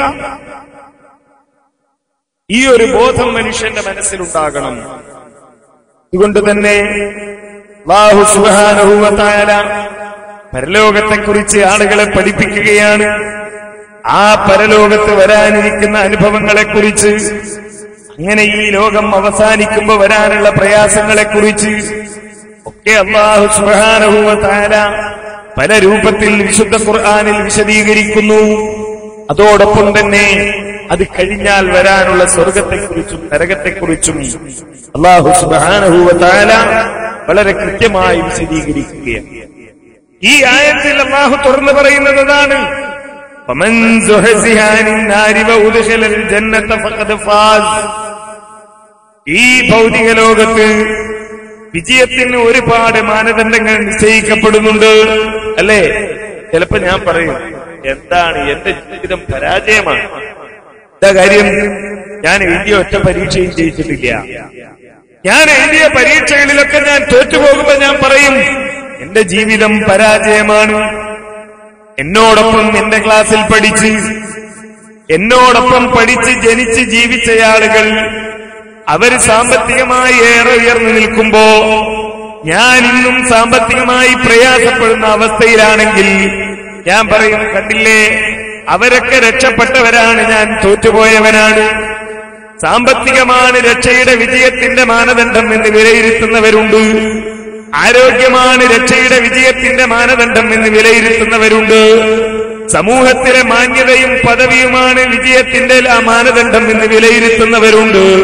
എന്നാൽ അവരോട് അല്ലാഹു സുബ്ഹാനഹു വ തആല പറയുകയാണ്, മരണത്തെ അഭിമുഖീകരിക്കും വേണ്ടി വരുമെന്ന് ഉറപ്പുള്ള മനുഷ്യനോട്, മരിക്കുമെന്ന് ഉറപ്പുള്ള മനുഷ്യനോടാണ് അല്ലാഹു പറയുന്നത്, ഫമൻ സുഹസിഹ അനിൻ നാരി വഉദ്ഖിലൽ ജന്ന. ഈ ലോകത്ത് നിങ്ങൾ ജീവിക്കുന്ന സമയത്ത് വിജയത്തിന് വ്യത്യസ്തമായ മാനദണ്ഡങ്ങൾ നിശ്ചയിച്ചിരുന്നുവല്ലോ, വിജയത്തിന് വ്യത്യസ്തമായ അളവുകോലുകൾ ഉണ്ടായിരുന്നുവല്ലോ. എന്നാൽ ആ അളവുകോലുകളൊന്നും തന്നെ മരണത്തിന് ശേഷമുള്ള വിജയത്തിന് ബാധകമല്ല. മരണത്തിന് ശേഷമുള്ള മനുഷ്യന്റെ വിജയവും പരാജയവും അളക്കാൻ ഇതൊന്നും തന്നെ എല്ലാ മാനദണ്ഡമായി പരിഗണിക്കുന്നത്. മറിച്ച് ആര് നരകശിക്ഷയിൽ നിന്ന് അകറ്റപ്പെടുകയും അള്ളാഹുവിന്റെ സ്വർഗത്തിൽ പ്രവേശിപ്പിക്കപ്പെടുകയും ചെയ്തുവോ ഫഖദ് ഫാസ്, അവനാണ് വിജയിച്ചവൻ. നരകത്തിൽ നിന്ന് രക്ഷപ്പെട്ട് സ്വർഗത്തിലേക്ക് എത്തിച്ചേരാൻ കഴിയുന്ന രൂപത്തിൽ ആർക്ക് ഇവിടെ പ്രവർത്തിക്കാൻ കഴിഞ്ഞോ ഫഖദ് ഫാസ്, അവനാണ് വിജയി. സാമ്പത്തികമായി മുന്നേറിയവൻ എന്നല്ല, ആരോഗ്യത്തിൽ മുന്നിലുള്ളവൻ എന്നല്ല, സമൂഹത്തിൽ മാന്യതയുള്ളവൻ എന്നല്ല. നിങ്ങൾ നാട്ടിലെ പ്രധാനമന്ത്രിയാകാൻ കഴിഞ്ഞാൽ, നിങ്ങളുടെ രാജ്യത്തിന്റെ പ്രസിഡന്റ് ആകാൻ കഴിഞ്ഞാൽ, ഏറ്റവും ചുരുങ്ങിയത് നിങ്ങളുടെ വാർഡിലോ അതല്ലെങ്കിൽ നിങ്ങളുടെ പഞ്ചായത്തിലോ കോർപ്പറേഷനിലോ ഒരു മെമ്പറെങ്കിലുമായി ആളുകളുടെ ആദരവും ബഹുമാനവും ഏറ്റുവാങ്ങാൻ കഴിഞ്ഞാൽ നിങ്ങൾ വിജയികളായി എന്നല്ല അല്ലാഹു സുബ്ഹാനഹു വ തആല പറയുന്നത്. മറിച്ച് നിങ്ങളുടെ പ്രവർത്തനത്തിലൂടെ, നിങ്ങളുടെ വിശ്വാസത്തിലൂടെ, നിങ്ങളുടെ ജീവിതത്തിൽ നിങ്ങൾ സ്വീകരിച്ച മാർഗങ്ങളിലൂടെ, നിങ്ങൾ സഞ്ചരിച്ച വഴിയിലൂടെ, നിങ്ങൾ സ്വീകരിച്ച പ്രവർത്തനങ്ങളിലൂടെ ആര് നരകത്തിൽ നിന്ന് അകറ്റപ്പെടുകയും അള്ളാഹുവിന്റെ സ്വർഗത്തിലേക്ക് എത്തിക്കപ്പെടുകയും ചെയ്യുന്നുവോ ഫഖദ് ഫാസ, അവൻ വിജയിച്ചു. വമൽ ഹയാത്തുദ് ദുനിയാ ഇല്ലാ മതാഉൽ ഗുറൂർ. ഈ ദുനിയാവുണ്ടല്ലോ അത് വഞ്ചനയുടെ വിഭവങ്ങളാണ്. ഈ ഒരു യഥാർത്ഥ വിജയത്തിൽ നിന്ന് മനുഷ്യനെ തടഞ്ഞു നിർത്തുന്ന, യഥാർത്ഥ വിജയത്തിലേക്ക് പോകുന്നതിൽ നിന്ന്, യഥാർത്ഥ വിജയത്തിന്റെ മാർഗത്തിലേക്ക് മുന്നേറുന്നതിൽ നിന്ന് അല്ലാഹുവിന്റെ സ്വർഗത്തിലേക്ക് എത്തിച്ചേരുവാനും ആ നരകത്തിൽ നിന്ന് രക്ഷപ്പെടുവാനുമുള്ള മാർഗം സ്വീകരിക്കുന്നതിൽ നിന്ന്, അതിനാവശ്യമായ പദ്ധതികൾ ആവിഷ്കരിക്കുന്നതിൽ നിന്ന്, അതിനാവശ്യമായ വഴിയിലൂടെ മുന്നോട്ടു പോകുന്നതിൽ നിന്ന് മനുഷ്യനെ തടയുന്ന, വഞ്ചിച്ചു കളയുന്ന വിഭവങ്ങളാണ്, ചരക്കുകളാണ് വമൽ ഹയാത്തുദ് ദുനിയാ, ഈ ഭൗതിക ജീവിതം. ഇല്ല മതാഉൽ ഗുറൂർ, വഞ്ചിക്കുന്ന ചരക്ക്, വഞ്ചിക്കുന്ന വിഭവങ്ങളാണ്. ഈ ലോകത്ത് മനുഷ്യൻ അനുഭവിച്ചുകൊണ്ടിരിക്കുന്ന അനുഗ്രഹങ്ങൾ എന്തിനു വേണ്ടിയായിരിക്കണം? പരലോകത്ത് വിജയത്തിന് വേണ്ടിയായിരിക്കണം. അല്ലാഹു സുബ്ഹാനഹു വ തആല മനുഷ്യനെ പഠിപ്പിക്കുന്നത് അതാണ്. ഈ ലോകത്ത് മനുഷ്യന് ലഭിച്ചുകൊണ്ടിരിക്കുന്ന അനുഗ്രഹങ്ങളൊന്നും തന്നെ ഉപയോഗിക്കാൻ പാടില്ല. സാമ്പത്തികമായി പുരോഗതി നേടാൻ അധ്വാനിക്കാൻ പാടില്ല, ബിസിനസ് നടത്താൻ പാടില്ല, കൃഷി ചെയ്യാൻ പാടില്ല, കച്ചവടം നടത്താൻ പാടില്ല. ഇതൊന്നുമല്ല അല്ലാഹു പറയുന്നത്. മറിച്ച് ഇതൊക്കെ ചെയ്യണം, ഇതൊക്കെ ഉപയോഗപ്പെടുത്തണം. എന്തിനു വേണ്ടി? ഈ പരലോകത്തെ വിജയത്തിന് വേണ്ടി. ദുനിയാവിലെ ഇത്തരം വിഭവങ്ങളെ അല്ലാഹു സുബ്ഹാനഹു വ തആല നൽകിയ ഈ അനുഗ്രഹങ്ങളെ, ദുനിയാവിന്റെ ഈ വിഭവങ്ങളെ പരലോകത്തിന് വേണ്ടി ഉപയോഗപ്പെടുത്താൻ കഴിഞ്ഞാൽ അവരാണ് വിജയികൾ എന്നാണ് അല്ലാഹു സുബ്ഹാനഹു വ തആല പറയുന്നത്. അത്തരമൊരു ദിശാബോധം ആരുടെ ജീവിതത്തിലുണ്ടാകുന്നുവോ, ആര് അവരുടെ പ്രവർത്തനങ്ങളുടെ ഭാഗമായി അംഗീകരിക്കുന്നുവോ അത്തരം ആളുകൾക്കാണ് അല്ലാഹുവിന്റെ സ്വർഗം ലഭിക്കുന്നത്. അതല്ല ഈ ദുനിയാവ് അത് തന്നെയാണ് എല്ലാം. അത് നേടിയെടുക്കാൻ എന്തൊക്കെ ചെയ്യാൻ കഴിയുമോ അതാണ് ഞാൻ ചെയ്യേണ്ടത്. ഇവിടെ നേടിയെടുക്കണം, ഇവിടെ പിടിച്ചടക്കണം, ഇവിടെ പുരോഗതി നേടണം, ഇവിടെ മാന്യത നേടണം, ഇവിടെ സാമ്പത്തികമായി മെച്ചപ്പെടണം, ഇവിടെ ആളുകൾ ബഹുമാനിക്കണം, ഇവിടെ ആളുകൾ ആദരിക്കണം, ഇവിടെ ആര് കണ്ടാലും എഴുന്നേറ്റ് നിൽക്കണം എന്ന ഒരു ചിന്തയോടുകൂടിയാണ് ഞാൻ മുന്നോട്ട് പോകുന്നതെങ്കിലോ അല്ലാഹു പറഞ്ഞ വഞ്ചനയിൽ ഞാൻ അകപ്പെട്ടു പോയി എന്നാണ് അതിന്റെ അർത്ഥം. ഈ മനുഷ്യൻ രക്ഷയുടെ മാർഗത്തിലൂടെ മുന്നോട്ടേക്ക് പോകണമെങ്കിൽ, അഥവാ ഈ ഭൗതിക വിഭവങ്ങളുടെ മുമ്പിൽ അവൻ വഞ്ചിതനാകാതിരിക്കണമെങ്കിൽ എന്തു വേണം? വരാനിരിക്കുന്ന അനുഗ്രഹങ്ങളെക്കുറിച്ച്, ശിക്ഷകളെക്കുറിച്ച് അവൻ കൃത്യമായി മനസ്സിലാക്കിയിരിക്കണം. അതുകൊണ്ട് തന്നെ വിശുദ്ധ ഖുർആനിലും നബി സല്ലല്ലാഹു അലൈഹി വസല്ലമയുടെ സുന്നത്തിലും ലഭിക്കാനിരിക്കുന്ന അനുഗ്രഹങ്ങളെക്കുറിച്ച്, സ്വർഗത്തെക്കുറിച്ച്, അതേപോലെ തന്നെ അല്ലാഹുവിന്റെ കൽപ്പനകൾ ധിക്കരിച്ചുകൊണ്ട് ജീവിച്ചാൽ ലഭിക്കാനിരിക്കുന്ന ശിക്ഷകളെക്കുറിച്ച് അഥവാ നരകത്തെക്കുറിച്ച്, അതിന്റെ പ്രയാസങ്ങളെക്കുറിച്ച് ഒരുപാട് സ്ഥലങ്ങളിൽ, പല രൂപങ്ങളിൽ അല്ലാഹു വിശദീകരിച്ചത് കാണാം. അംബിയാഇന്റെ, ഔലിയാഇന്റെ, സാലിഹുകളുടെ, സിദ്ദീഖുകളുടെ, ശുഹദാഇന്റെ, മുഅ്മിനുകളുടെ, മുത്തഖികളുടെ കൂടെ അല്ലാഹുവിന്റെ സ്വർഗത്തിലെത്തണം എന്നാഗ്രഹിക്കാത്ത ആളുകളില്ല. എന്തുകൊണ്ടാണ് അങ്ങനെ ആഗ്രഹിക്കുന്നത്? ആ സ്വർഗത്തെപ്പറ്റി അല്ലാഹു സുബ്ഹാനഹു വ തആല പഠിപ്പിച്ച ഒരുപാട് കാര്യങ്ങളുണ്ട്. വഅദല്ലാഹുൽ മുഅ്മിനീന വൽ മുഅ്മിനാതി ജന്നാത്തിൻ തജ്രി മിൻ തഹ്തിഹൽ അൻഹാർ ഖാലിദീന ഫീഹാ വമസാകിന ത്വയ്യിബതൻ ഫീ ജന്നാതി അദ്നിൻ വറിദ്വാനും മിനല്ലാഹി അക്ബറു ദാലിക ഹുവൽ ഫൗസുൽ അലീം. ആ സ്വർഗത്തിന്റെ പ്രത്യേകതയായി അല്ലാഹു പഠിപ്പിക്കുകയാണ്. സത്യവിശ്വാസികളായ സ്ത്രീ പുരുഷന്മാർക്ക് അല്ലാഹു സുബ്ഹാനഹു വ തആല സ്വർഗം വാഗ്ദാനം ചെയ്തിരിക്കുന്നു. എന്താ സ്വർഗത്തിന്റെ പ്രത്യേകത? ജന്നാത്തിൻ തജ്രി മിൻ തഹ്തിഹൽ അൻഹാർ, താഴ്വാരത്തുകൂടെ നദികൾ ഒഴുകിക്കൊണ്ടിരിക്കുന്ന തോട്ടങ്ങളാണ്. ഖാലിദീന ഫീഹാ, അവരതിൽ ശാശ്വതവാസികളാണ്. വമസാകിന ത്വയ്യിബ, അതേപോലെ നല്ല ഭവനങ്ങൾ അവർക്ക് വേണ്ടി അല്ലാഹു തയ്യാർ ചെയ്തിരിക്കുന്നു. ആ ഭവനങ്ങളും ഈ തോട്ടത്തിലാണ്. അതിന് താഴ്വാരത്തുകൂടെയും നദികൾ ഒഴുകിക്കൊണ്ടിരിക്കുകയാണ്. അല്ല, അതിനേക്കാളൊക്കെ വലിയ ഒരു കാര്യമുണ്ട്. ഈ സ്വർഗപ്രവേശത്തോടൊപ്പം, ഈ സ്വർഗത്തിൽ കടക്കുന്നതോടൊപ്പം വിശ്വാസികൾക്ക് ലഭിക്കാനുള്ള വലിയ ഒരു കാര്യമുണ്ട്. അതെന്താണെന്നറിയുമോ? റിദ്വാനും മിനല്ലാഹ്, സർവലോക രക്ഷിതാവായ അല്ലാഹുവിന്റെ തൃപ്തി. സർവലോക രക്ഷിതാവായ അല്ലാഹുവിന്റെ തൃപ്തി അത് ലഭിക്കുക എന്നതിനേക്കാൾ വേറെ എന്ത് നേട്ടമാണ്, വേറെ എന്ത് വിജയമാണ് ഒരു വിശ്വാസിയെ സംബന്ധിച്ചിടത്തോളം ലഭിക്കാനുള്ളത്? മക്കൾ മാതാപിതാക്കളുടെ തൃപ്തി നേടിയെടുക്കാൻ വേണ്ടി പ്രവർത്തിക്കാറുണ്ട്. നമ്മളൊക്കെ നാട്ടുകാരെന്നെപ്പറ്റി തൃപ്തിപ്പെടണം, എന്നെപ്പറ്റി നല്ലത് പറയണം, എന്നെപ്പറ്റി നല്ല അഭിപ്രായം നാട്ടുകാരുടെ ഇടയിൽ ഉണ്ടാവണം എന്ന് വിചാരിച്ച് പ്രവർത്തിക്കാറുണ്ട്. എന്റെ സംഘടനയിലെ നേതാക്കന്മാര് എന്നെപ്പറ്റി നല്ലത് പറയണം എന്ന് വിചാരിച്ച് ഞാൻ പ്രവർത്തിക്കാറുണ്ട്. എന്നാൽ സഹോദരങ്ങളെ, ഇവിടെ ആരുടേതാണ് തൃപ്തി?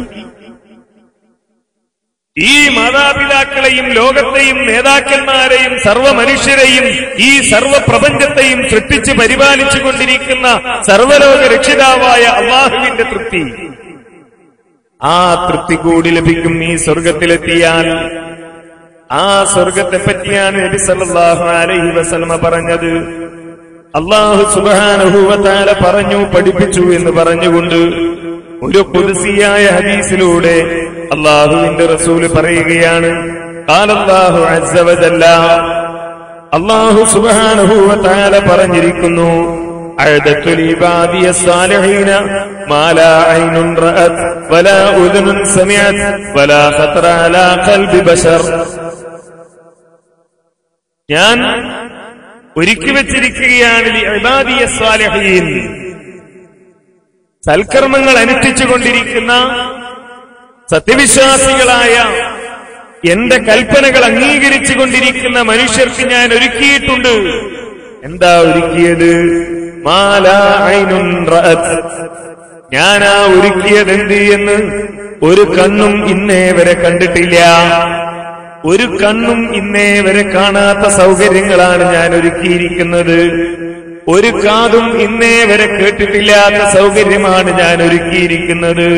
കണ്ടിട്ടില്ല പോകട്ടെ, കേട്ടിട്ടില്ല പോകട്ടെ, ഒരു മനുഷ്യനും അവന്റെ മനസ്സുകൊണ്ട് സങ്കൽപ്പിക്കാൻ കഴിയാത്തത്ര സൗകര്യങ്ങളാണ്, അത്രയും വിഭവങ്ങളാണ് സാലിഹുകളായ ആളുകൾക്ക്, അള്ളാഹുവിന്റെ മാർഗം അത് സ്വീകരിച്ചുകൊണ്ട് ജീവിക്കുന്ന ആളുകൾക്ക് ഞാൻ ഒരുക്കി വെച്ചിരിക്കുന്നത് എന്ന് അള്ളാഹു സുബ്ഹാനഹു വ തആല പഠിപ്പിക്കുകയാണ്. സ്വർഗം, ആ സ്വർഗത്തിന്റെ പ്രത്യേകതയെ അള്ളാഹുവിന്റെ റസൂല് പഠിപ്പിക്കുന്നത് എന്ത്? ഒരു കണ്ണും കണ്ടിട്ടില്ല, ഒരു കാതും കേട്ടിട്ടില്ല, ഒരു മനുഷ്യനും സങ്കല്പിക്കാൻ കഴിയില്ല.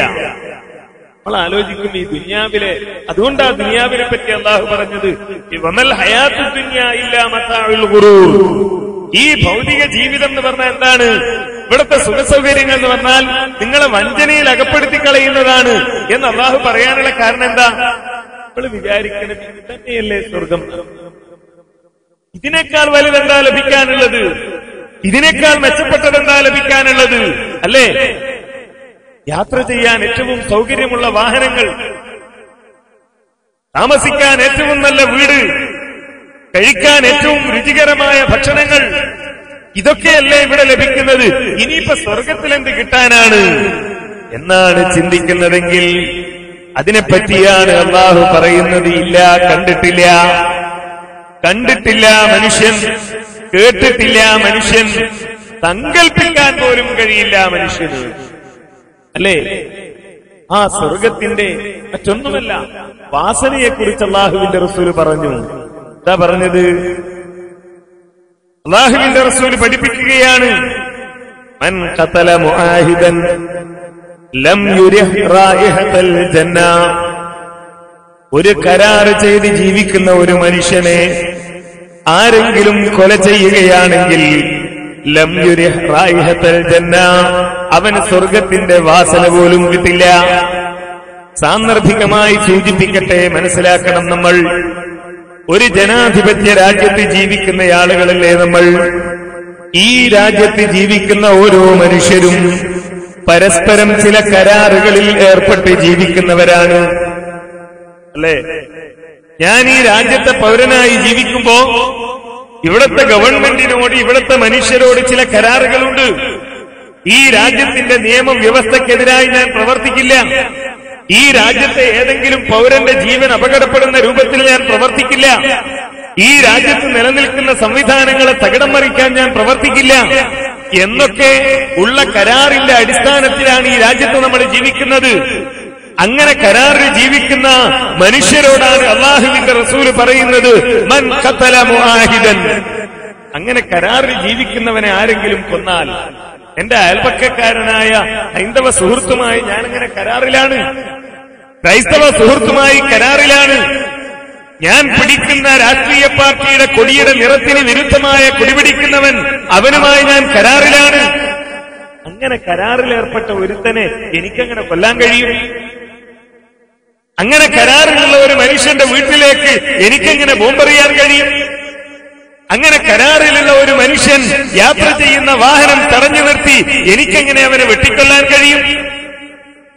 കാരണം അങ്ങനെ കൊന്നാൽ ലം യുരിഹ് റായിഹത്തൽ ജന്ന, സ്വർഗത്തിൽ പ്രവേശിക്കില്ല എന്നല്ല അള്ളാഹുവിന്റെ റസൂൽ പറഞ്ഞത്. സ്വർഗത്തിന്റെ വാസന പോലും ലഭിക്കില്ല, സ്വർഗത്തിന്റെ വാസന പോലും ലഭിക്കില്ല. എന്താ സ്വർഗത്തിന്റെ വാസനയുടെ പ്രത്യേകത? വഇന്ന റിഹഹാ തൂജദു മിൻ മസീറത്തി 40 ആമാ. ആ സ്വർഗത്തിന്റെ വാസന ഒരാൾ സഞ്ചരിക്കുന്നു 40 കൊല്ലം. 40 കൊല്ലം തുടർച്ചയായി ഒരാൾ സഞ്ചരിക്കാൻ. അങ്ങനെ സഞ്ചരിച്ചാൽ അയാൾ എത്ര ദൂരത്തെത്തുമോ, ആ സഞ്ചരിച്ച സ്ഥലത്ത് നിന്ന് അയാൾ എത്ര ദൂരെയാണോ എത്തി നിൽക്കുന്നത് അത്ര ദൂരത്തിലെത്തും സ്വർഗത്തിന്റെ വാസന. സ്വർഗത്തിന്റെ പരിമളം, സ്വർഗത്തിന്റെ സുഗന്ധം 40 കൊല്ലത്തെ വഴിദൂരമെത്തുന്നതാണ്. അത്രയും ദൂരം. ഈ കരാറിലേർപ്പെടുന്ന ആളെ കൊല്ലുന്നവൻ എത്തിപ്പെടില്ല എന്നതോടൊപ്പം നാം മനസ്സിലാക്കേണ്ട വിഷയവുമായി ബന്ധപ്പെട്ട കാര്യമായി പറയുന്നത് എന്താണ്? ഇത്രയും പരിമളമുള്ളതാണ് സ്വർഗം, ഇത്രയും സുഗന്ധമുള്ളതാണ് സ്വർഗം. അല്ലാഹു സുബ്ഹാനഹു വ തആല ഇങ്ങനെയുള്ള സ്വർഗമാണ് വിശ്വാസിക്ക് വേണ്ടി തയ്യാർ ചെയ്തത്. ആ സ്വർഗമോ, ആ സ്വർഗത്തിന്റെ ഓരോന്നും പ്രത്യേകതയുള്ളതാണ്, ഓരോന്നും സവിശേഷതയുള്ളതാണ്. സ്വർഗത്തിന്റെ വാതിലുകൾ സല്ലല്ലാഹു അലൈഹി വസല്ലമ പഠിപ്പിച്ചു, ആതി ബാബൽ ജന്നതി യൗമൽ ഖിയാമ, ഖിയാമത്ത് നാളിൽ ഞാൻ സ്വർഗത്തിന്റെ വാതിലിനടുത്തെത്തും, സ്വർഗത്തിന്റെ വാതിലിനരികിൽ ഞാനെത്തും. ഫാസ്തഫ്തിഹു, എന്നിട്ട് ഞാൻ ആ വാതിൽ തുറക്കാൻ ആവശ്യപ്പെടും അതിന്റെ കാവൽക്കാരോട്. ഫയഖൂലുൽ ഖാസിൻ, ഈ സ്വർഗത്തിന്റെ കാവൽക്കാരനോട് ചോദിക്കുകയാണ്, മൻ അന്ത, ആരാ നിങ്ങള്? നിങ്ങൾ വന്നിട്ട് ഈ സ്വർഗത്തിന്റെ വാതിൽ തുറക്കാൻ പറയുന്നു, ആരാ നിങ്ങൾ എന്ന് ചോദിക്കുമ്പോ ഞാൻ പറയും, ഫാഖൂലു മുഹമ്മദ്, ഞാൻ പറയും മുഹമ്മദാണ് ഞാൻ. അസ്റഫുൽ ഖൽഖായ, ഈ ലോകത്തെ അല്ലാഹുവിന്റെ സൃഷ്ടികളുടെ കൂട്ടത്തിൽ ഏറ്റവും ഉത്തമനും ഉന്നതനുമായ മുഹമ്മദാണ് ഞാൻ എന്ന് നബി സല്ലല്ലാഹു അലൈഹി വസല്ലം പറയുമ്പോ ഫയഖൂൽ, ആ കാവൽക്കാരൻ പറയുകയാണ്, ബിക ഉമിർതു, അങ്ങ് പറഞ്ഞാൽ തുറക്കാനാണ് ഞാൻ കൽപ്പിക്കപ്പെട്ടിരിക്കുന്നത്. ലാ അഫ്തഹു ലിഅഹദിൻ ഖബ്ലക, അങ്ങേക്ക് മുമ്പ് ആർക്കും ഈ സ്വർഗത്തിന്റെ വാതിൽ ഞാൻ തുറക്കുകയില്ല എന്ന് സ്വർഗത്തിന്റെ കാവൽക്കാരൻ പറയും. സ്വർഗത്തിന് വാതിലുകളുണ്ട്. ആ വാതിലുകളുടെ കൂട്ടത്തിലുള്ള വാതിൽ ഏറ്റവും ആദ്യം തുറക്കുന്നതാര്? ആർക്കു വേണ്ടി? നബി സല്ലല്ലാഹു അലൈഹി വസല്ലമക്ക് വേണ്ടി. അതേപോലെ തന്നെ സ്വർഗത്തിന് വാതിലുകളുണ്ട് എന്ന യാഥാർത്ഥ്യം വിശുദ്ധ ഖുർആനും സ്ഥിരീകരിക്കുകയാണ്.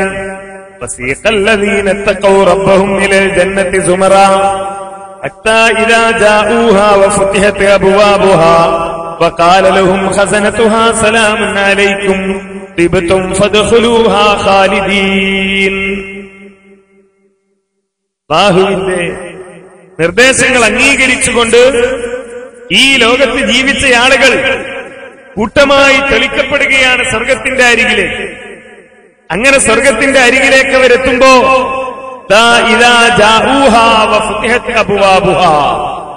അവരാ സ്വർഗത്തിന്റെ അരികിൽ എത്തുമ്പോ അവർക്ക് വേണ്ടി സ്വർഗത്തിന്റെ വാതിലുകൾ തുറക്കപ്പെടുന്നു. വഖാല ലഹും ഖസനതുഹാ സലാമുൻ അലൈക്കും തിബ്തും. ആ സ്വർഗത്തിന്റെ കാവൽക്കാര് ഈ മനുഷ്യരോട് പറയുന്നത് എന്താ? അല്ലാഹുവിന്റെ സമാധാനം നിങ്ങൾക്കുണ്ടാകട്ടെ, അല്ലാഹുവിന്റെ സമാധാനം നിങ്ങൾക്കുണ്ടാകട്ടെ. അതോടൊപ്പം തന്നെ നിങ്ങൾ നല്ലത് ചെയ്തിരിക്കുന്നു, നിങ്ങൾ സൽക്കർമ്മങ്ങൾ പ്രവർത്തിച്ചിരിക്കുന്നു എന്ന് പറഞ്ഞുകൊണ്ട് ഈ സ്വർഗത്തിന്റെ കാവൽക്കാരായ മലക്കുകൾ വിശ്വാസികളെ സ്വാഗതം ചെയ്യും. നബി സല്ലല്ലാഹു അലൈഹി വസല്ലം പഠിപ്പിച്ച അതേ കാര്യം അല്ലാഹു സുബ്ഹാനഹു വ തആലയും വിശദീകരിക്കുകയാണ്.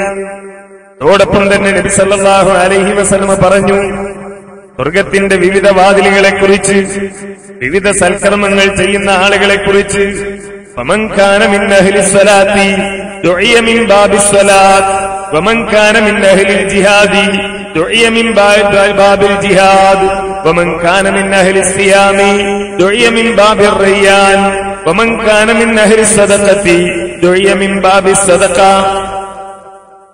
അല്ലാഹുവിന്റെ റസൂൽ പഠിപ്പിക്കുക, ഈ സൽക്കർമ്മങ്ങളൊക്കെ ചെയ്ത ആളുകൾക്ക് നല്ല നിസ്കാരക്കാരൻ, അയാൾക്ക് നിസ്കാരക്കാരുടെ വേണ്ടി പ്രത്യേകമായ വാതിൽ, നോമ്പുകാർക്ക് വേണ്ടി റയ്യാൻ എന്ന വാതിൽ, അതേപോലെ തന്നെ സദഖ ചെയ്ത ആളുകൾക്ക് പ്രത്യേകമായ വാതിൽ ഒക്കെ പറഞ്ഞപ്പോ അബൂബക്കർ സിദ്ദീഖ് റളിയല്ലാഹു അൻഹു ചോദിക്കുക, ഖാല അബൂബക്കർ റളിയല്ലാഹു അൻഹു ബിഅബി അൻത വ ഉമ്മി യാ റസൂലല്ലാഹ് മാ അലാ മൻ ദുഇയ മിൻ തിൽകൽ അബ്വാബി മിൻ ളറൂറത്തിൻ ഫഹൽ യുആ അഹദുൻ മിൻ തിൽകൽ അബ്വാബി കുല്ലിഹാ. താങ്കളുടെ റസൂലേ, അങ്ങിങ്ങനെ നിസ്കാരക്കാരൊരു വാതിലൂടെ കടക്കുമെന്ന് പറഞ്ഞു, നോമ്പുകാരനൊരു വാതിലൂടെ കടക്കുമെന്ന് പറഞ്ഞു, സദഖ നൽകുന്നവൻ, ജിഹാദ് നടത്തുന്നവൻ ഓരോ വാതിലുകളിലൂടെ കടക്കുമെന്ന് പറഞ്ഞു. അല്ലാഹുവിന്റെ റസൂലേ, എന്റെ സംശയം, ആ എല്ലാ വാതിലിലും കൂടെ ഒരാൾക്ക് കടക്കാൻ പറ്റുമോ? ആ എല്ലാ വാതിലിലും കൂടെ ഒരാൾക്ക് കടക്കാൻ പറ്റുമോ? നോക്കൂ, അതാ സഹാബികളുടെ ജീവിതം അങ്ങനെയാണ്.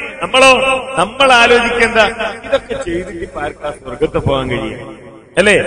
നിസ്കരിക്കുക, നോമ്പെടുക്കുക, സകാത്ത് നൽകുക, സദഖ ചെയ്യുക, ഹജ്ജ് ചെയ്യുക, സൽക്കർമ്മങ്ങൾ ചെയ്യുക, ഇതൊക്കെ ചെയ്തിട്ട് അല്ലാഹുവും അവന്റെ റസൂലും പറഞ്ഞ ഈ കണ്ട സംഗതികളൊക്കെ ചെയ്തിട്ട് ഇപ്പൊ സ്വർഗത്തിലെത്താൻ കഴിയുമോ?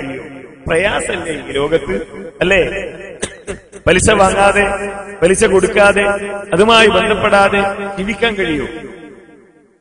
ഈ ലോകത്ത് അത്യാവശ്യമൊക്കെ ഒന്ന് മദ്യപിക്കാതെ ജീവിക്കാൻ കഴിയോ? കണ്ണും കാതും കയ്യും കരളും എല്ലാം അള്ളാഹുവിന്റെ മാർഗത്തിൽ സമർപ്പിച്ചുകൊണ്ട് ജീവിക്കാൻ കഴിയോ മനുഷ്യന്? പ്രായോഗികമാണോ അത്? അള്ളാന്റെ റസൂലിന്റെ കാലത്ത് കഴിയും. കാരണം എന്താ? അള്ളാന്റെ റസൂൽ അവിടെ ഉണ്ട്. നമുക്കതിന് കഴിയോ എന്ന് ചിന്തിക്കുന്ന ആളുകളുണ്ട്. സഹോദരന്മാരെ, ആലോചിച്ചു നോക്കൂ. ആ ചിന്തയുടെ മറുവശം എന്താണ്? ആരാ നമ്മളോടങ്ങനെ ജീവിക്കാൻ കഴിയുമെന്ന് പറഞ്ഞത്? ആരാ അങ്ങനെ ജീവിച്ചാൽ സ്വർഗം തരാമെന്ന് പറഞ്ഞത്? സർവലോക രക്ഷിതാവായ അല്ലാഹുവല്ലേ.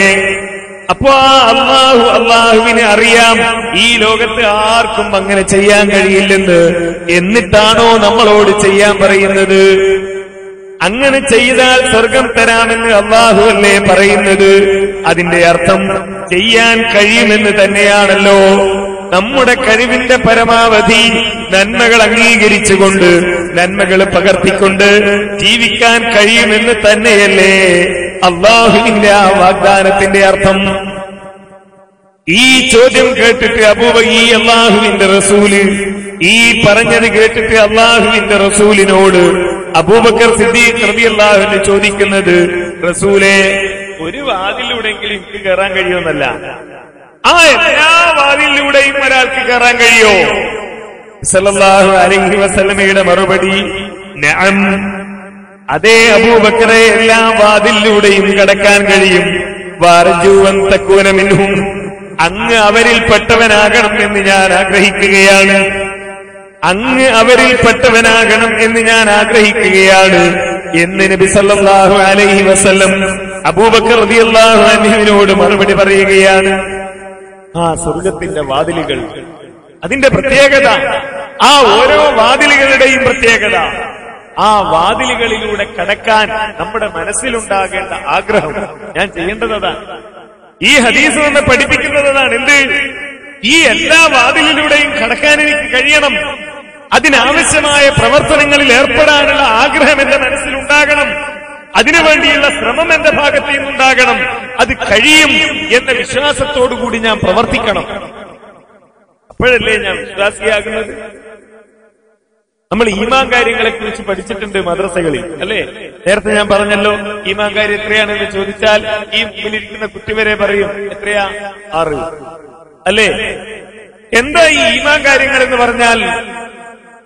നമ്മൾ പലരും തെറ്റിദ്ധരിച്ച ഒരു വിഷയമുണ്ട്. ഇസ്ലാം കാര്യം എന്ന് പറഞ്ഞാൽ എന്താ?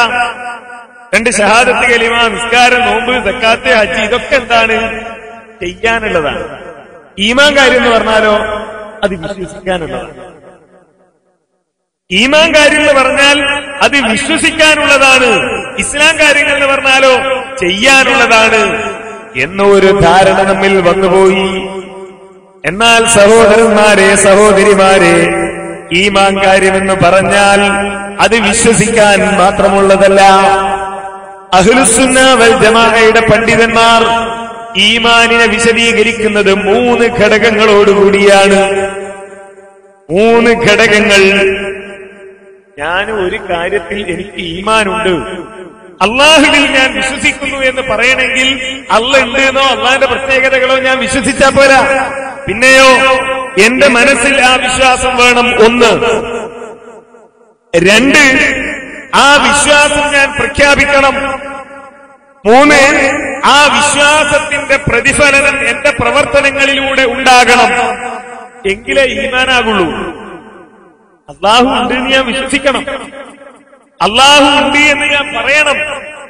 അള്ളാഹു ഉണ്ട് എന്ന ആ വിശ്വാസം എന്റെ പ്രവർത്തനത്തിലൂടെ പുറത്തു വരണം. അപ്പോഴാ വിശ്വാസം. അതാ തഖ്വ എന്ന് പറയുന്നത്. അതാ തഖ്വ എന്ന് പറയുന്നത്. അതല്ലേ അല്ലാഹുവിന്റെ റസൂൽ അത്തഖ്വ ഹാഹുന, ഇവിടെയാണ്, ഹൃദയത്തിലാണ് തഖ്വ. ആ ബോധം, ആ ചിന്ത. നോക്കൂ നിങ്ങൾ, നബി സല്ലല്ലാഹു അലൈഹി വസല്ലമ പഠിപ്പിച്ച ഒരു സംഭവം. 3 ആളുകൾ ഒരു ഗുഹയിൽപ്പെട്ടു. അതിശക്തമായ കാറ്റും മഴയും വന്നപ്പോ ഗുഹയിൽ കയറിയതാണ്. ഈ ശക്തമായ കാറ്റിലും മഴയിലും ഗുഹാമുഖത്ത് ഒരു കല്ല് വന്ന് അടഞ്ഞുപോയി. എന്താ? 3 ആളും കൂടി തള്ളി നോക്കി മാറുന്നില്ല. അവസാനം അവർ തീരുമാനിച്ചു, നമുക്ക് അള്ളാഹിനോട് പ്രാർത്ഥിക്കാം. അവര് പ്രാർത്ഥിക്കാം. ഓരോരുത്തരും അവരവര് ചെയ്ത സൽക്കർമ്മങ്ങൾ മുന്നിൽ വെച്ചുകൊണ്ട് അള്ളാഹുവിനോട് ദുആ ചെയ്യാം. ആ ദുആ ചെയ്യുന്ന കൂട്ടത്തിൽ ഒരാളതാ അള്ളാഹുവിനോട് പറയുകയാണ്, അള്ളാഹുവേ, എന്റെ കുടുംബത്തിൽ ഒരു പെൺകുട്ടിയുണ്ടായിരുന്നു. ആ പെൺകുട്ടിയുമായി ലൈംഗിക ബന്ധത്തിൽ ഏർപ്പെടണം എന്ന ഒരാഗ്രഹം എന്റെ മനസ്സിലുണ്ടായി. ഞാൻ പലപ്പോഴായി അവളോട് അത് ആവശ്യപ്പെട്ടു. പക്ഷേ അവൾ അതിന് തയ്യാറായില്ല. എന്നാൽ ഒരു ഘട്ടത്തിൽ ജീവിതത്തിൽ പ്രയാസം നേരിട്ടപ്പോ, സാമ്പത്തികമായ ബുദ്ധിമുട്ട് നേരിട്ടപ്പോ അവളതാ എന്റെ അരികിലേക്ക് വരികയാണ്. അവൾ എന്റെ അരികിലേക്ക് വന്നപ്പോ ഞാൻ എന്റെ ആവശ്യം അവളോട് പറഞ്ഞു. വേറെ ഒരു നിവൃത്തിയും ഇല്ലാത്തത് കൊണ്ട് അവൾ അതിന് തയ്യാറായി. ആ തിന്മ ചെയ്യാൻ ഈ പെൺകുട്ടി തയ്യാറായി. ഹദീസിൽ പറയുന്ന പദം, ആ തിന്മ ചെയ്യാനുള്ള എല്ലാ ഒരുക്കങ്ങളും പൂർത്തിയായപ്പോ അവളുടെ കാലുകളിൽ ഞാൻ കയറിയിരുന്നപ്പോ ആ പെൺകുട്ടി എന്നോട് പറഞ്ഞു, ഇത്തഖില്ല, ഇത്തഖില്ല, നീ അല്ലാഹുവിനെ സൂക്ഷിക്കുക, നീ അല്ലാഹുവിനെ സൂക്ഷിക്കുക എന്ന് ആ പെണ്ണ് എന്നോട് പറഞ്ഞു. റബ്ബേ, ആ വാക്ക് കേട്ടപ്പോൾ ആ തിന്മയിൽ നിന്ന് ഞാൻ പിന്മാറി. ആ വാക്ക് കേട്ടപ്പോ ആ തിന്മയിൽ നിന്ന് ഞാൻ പിന്മാറി. ഇത്തക്കില്ല എന്ന് ആ പെണ്ണ് പറഞ്ഞത് കൊണ്ട് മാത്രമാണ് ഒരുപാട് കാലമായി എന്റെ മനസ്സിൽ സൂക്ഷിച്ച ആഗ്രഹം, ആ തിന്മ, ആ തെറ്റ് ചെയ്യുന്നതിൽ നിന്ന് ഞാൻ പിന്മാറിയത്. റബ്ബേ, അത് നീ സൽക്കർമ്മമായി സ്വീകരിക്കണേ എന്നാണ്. ആ മനുഷ്യന്റെ ജീവിതത്തിൽ അയാൾ ചെയ്യാൻ ഉദ്ദേശിച്ച ഒരു തെറ്റിൽ നിന്ന് അയാളെ പിന്നാക്കിയതെന്ത്? ഞാനിത് ചെയ്താൽ വേറെ ആരെങ്കിലും കാണുമല്ലോ എന്നല്ല, ഈ പെണ്ണിന് മറ്റാരെങ്കിലും പറയുമോ എന്നല്ല, ഇതിന്റെ പേരിൽ കുടുംബത്തിൽ കലഹമുണ്ടാകുമോ എന്നല്ല, മറിച്ച് നീ അല്ലാഹുവിനെ സൂക്ഷിക്കണം എന്നാ പെണ്ണ് പറഞ്ഞപ്പോ ഇയാളുടെ ജീവിതത്തിൽ പ്രവർത്തനത്തിലൂടെ അത് പുറത്തേക്ക് വന്നു. അതാ തഖ്വ. അല്ലാഹുവിനുള്ള വിശ്വാസം അതാണ്. നമ്മൾ ആലോചിക്കേണ്ട കാര്യം അതാണ്. അല്ലാഹുവിലുള്ള ഏതെങ്കിലും ഒരു വിശ്വാസത്തിന്റെ, അല്ലാഹുവിലുള്ള വിശ്വാസത്തിന്റെ പേരിൽ ജീവിതത്തിലെ ഏതെങ്കിലും തിന്മയിൽ നിന്ന് വിട്ടുനിൽക്കാൻ എനിക്ക് കഴിഞ്ഞിട്ടുണ്ടോ? ഞാൻ ഒരുപാട് തിന്മയിൽ നിന്ന് വിട്ടുനിന്നിട്ടുണ്ട്. ഒരുപാട് നന്മകൾ ഞാൻ ചെയ്തിട്ടുണ്ട്. എന്തിന്റെ പേരിൽ? ഞാൻ ഇന്ന സ്ഥലത്ത് പോയപ്പോ അവിടെ മദ്യപിക്കാൻ സൗകര്യം ഉണ്ടായിരുന്നു. മദ്യപിക്കാൻ ഒരുങ്ങിയപ്പോഴാണ് എനിക്ക് ബോധ്യപ്പെട്ടത്, എന്ത് ഞാൻ ചെയ്യുന്നത് ശരിയല്ലല്ലോ, അല്ലാഹ് കാണൂലേ എന്ന് വിചാരിച്ചിട്ടാണോ ഞാൻ മാറിയത്? അല്ല, ഞാൻ മദ്യപിക്കാനായി ആ ബാറിന്റെ അടുത്ത് എത്തിയപ്പോഴാണ് എന്റെ അയൽവാസി വരുന്നത് കണ്ടത്. അപ്പോ അവൻ എന്നെ കണ്ടാൽ നാട്ടിൽ ഇത് നാളെ പോയി പാട്ടാക്കുമല്ലോ എന്ന് ഭയപ്പെട്ട് ഞാൻ പിന്മാറി. കാണാൻ പാടില്ലാത്തടത്ത് കണ്ടപ്പോ ഞാൻ അവിടെ നിന്ന് തെന്നിമാറി, രക്ഷപ്പെട്ടു പോന്നു. ആരെ പേടിച്ചിട്ട്? എന്റെ ജീവിതത്തിൽ എനിക്കങ്ങനെ ഒരു ഉദാഹരണം പറയാൻ കഴിയോ? അല്ലാഹുവിനെ പേടിച്ചിട്ടാണ് ഞാൻ മാറിയത് എന്ന് ഉണ്ടെങ്കിൽ അതാണ് അല്ലാഹുവിനുള്ള വിശ്വാസം. വിശുദ്ധ ഖുർആനിലുള്ള വിശ്വാസം എന്താ? അല്ലാഹു സുബ്ഹാനഹു വ തആല മുഹമ്മദ് നബി സല്ലല്ലാഹു അലൈഹി വസല്ലമക്ക് ഇങ്ങനെ ഒരു ഗ്രന്ഥം അവതരിപ്പിച്ചു കൊടുത്തു എന്ന വിശ്വാസമാണോ? അല്ല. അതിനപ്പുറം ആ ഖുർആനിലുള്ള വിശ്വാസം എന്റെ ജീവിതത്തെ സ്വാധീനിക്കണം. എങ്ങനെയാ സ്വാധീനിക്കേണ്ടത്? അല്ലാഹു സുബ്ഹാനഹു വ തആല തന്നെ പറഞ്ഞല്ലോ, ലൗ അൻസൽനാ ഹാദൽ ഖുർആന അലാ ജബലിൻ ലറഅയ്തഹു ഖാശിയൻ മുതസദ്ദിഅൻ മിൻ ഖശിയത്തില്ലാഹ്. ഈ വിശുദ്ധ ഖുർആനിനെ എങ്ങാൻ ഒരു മലയുടെ മുകളിലായിരുന്നു നാം ഇറക്കിയിരുന്നതെങ്കിൽ ഒരു പർവ്വതത്തിന് മലയ്ക്ക് ചിന്തിക്കാനുള്ള കഴിവില്ല, കാര്യങ്ങളെക്കുറിച്ച് ആലോചിക്കാനുള്ള ബുദ്ധിയോ വിവേകമോ ഇല്ല. അങ്ങനെയുള്ള ഒരു മലയുടെ മുകളിലാണ് നാം ഈ ഖുർആനിനെ ഇറക്കിയിരുന്നത് എങ്കിൽ ആ മല പോലും അല്ലാഹുവിനെ കുറിച്ച് പേടിച്ച് വിറച്ചു പോകുമായിരുന്നു. അതിനെക്കുറിച്ച് പേടിച്ചിട്ട് ആ മല പോലും വിറച്ചു പോകുമായിരുന്നു എന്നാണ്. അപ്പൊ ഞാൻ ആലോചിക്കേണ്ടത്, ഖുർആനിൽ വിശ്വസിക്കുന്ന ഞാൻ ഖുർആനിനെ ആരെങ്കിലും ആക്ഷേപിച്ചാൽ മുഷ്ടി ചുരുട്ടി അങ്ങാടിയിലൂടെ പ്രകടനം നടത്തുന്ന ഞാൻ, ഖുർആനിനെ ആക്ഷേപിച്ചുകൊണ്ട് നോവലോ കഥയോ എഴുതിയാൽ അവരുടെ കോലം കത്തിക്കാനും ഒരുപക്ഷെ അവരെ വധിക്കാനും വരെ തയ്യാറാകുന്ന ഞാൻ, ഈ വിശുദ്ധ ഖുർആനിലെ ഏതെങ്കിലും ഒരു ആയത്ത് എന്റെ മനസ്സിനെ സ്വാധീനിച്ചിട്ടുണ്ടോ? എന്റെ ജീവിതത്തിൽ മാറ്റമുണ്ടാക്കിയത് ആ ആയത്ത് കേട്ടപ്പോഴാണ്, ആ ആയത്ത് ഖുർആനിൽ നിന്ന് വായിച്ചപ്പോഴാണ്, ആ ആയത്ത് കണ്ടപ്പോഴാണ്, ആയത്ത് പറഞ്ഞു കേട്ടപ്പോഴാണ് ഞാൻ അതിനെപ്പറ്റി ആലോചിച്ചത്. അതാണ് എന്റെ ജീവിതത്തിൽ മാറ്റമുണ്ടാക്കിയത് എന്ന് പറയാൻ എനിക്ക് കഴിയുമെങ്കിൽ അതാണ് ഖുർആനിലുള്ള വിശ്വാസം. കഴിയട്ടെ, നമ്മുടെ മനസ്സ് വിറക്കണ്ടേ? ഖുർആൻ ഓതി നമ്മുടെ മനസ്സ് വിറകൊള്ളാറുണ്ടോ? നമ്മുടെ മനസ്സ് കല്ലുപോലെ ക്രൂരമായ മനസ്സല്ല, ആണോ? അല്ല. ആരാണ് സത്യവിശ്വാസികൾ? ഇന്നമൽ മുഅ്മിനൂന, തീർച്ചയായും ഇവർ മാത്രമാണ് സത്യവിശ്വാസികൾ.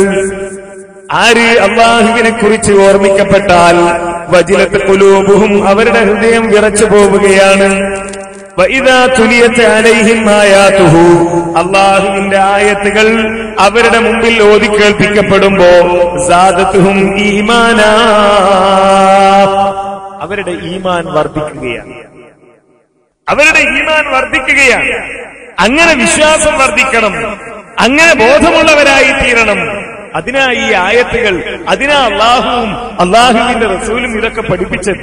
ഇത് ഓരോന്ന് കേൾക്കുമ്പോ ചോനെ ഇതെനിക്ക് കിട്ടണം, എനിക്കവിടെ എത്തണം എന്ന അടങ്ങാത്ത ആഗ്രഹം നമ്മുടെ മനസ്സിലുണ്ടാകണം. നോക്കൂ, നബി സല്ലല്ലാഹു അലൈഹി വസല്ലമ പറയാ, ആ സ്വർഗത്തിലെ മണ്ണിനെ സംബന്ധിച്ച് അള്ളാഹുവിന്റെ റസൂൽ ഇസ്രായിന്റെ മിഅ്റാജിന്റെ സന്ദർഭത്തിൽ ആ സ്വർഗം കാണുവാനിടയായതുമായി ബന്ധപ്പെട്ട് വിശദീകരിക്കുന്ന ദീർഘമായ ഹദീസിൽ അല്ലാഹുവിന്റെ റസൂല് പറയുന്നു, സുമ്മ ഉദ്ഖിൽതുൽ ജന്ന, പിന്നെ ഞാൻ സ്വർഗത്തിൽ പ്രവേശിപ്പിക്കപ്പെട്ടു.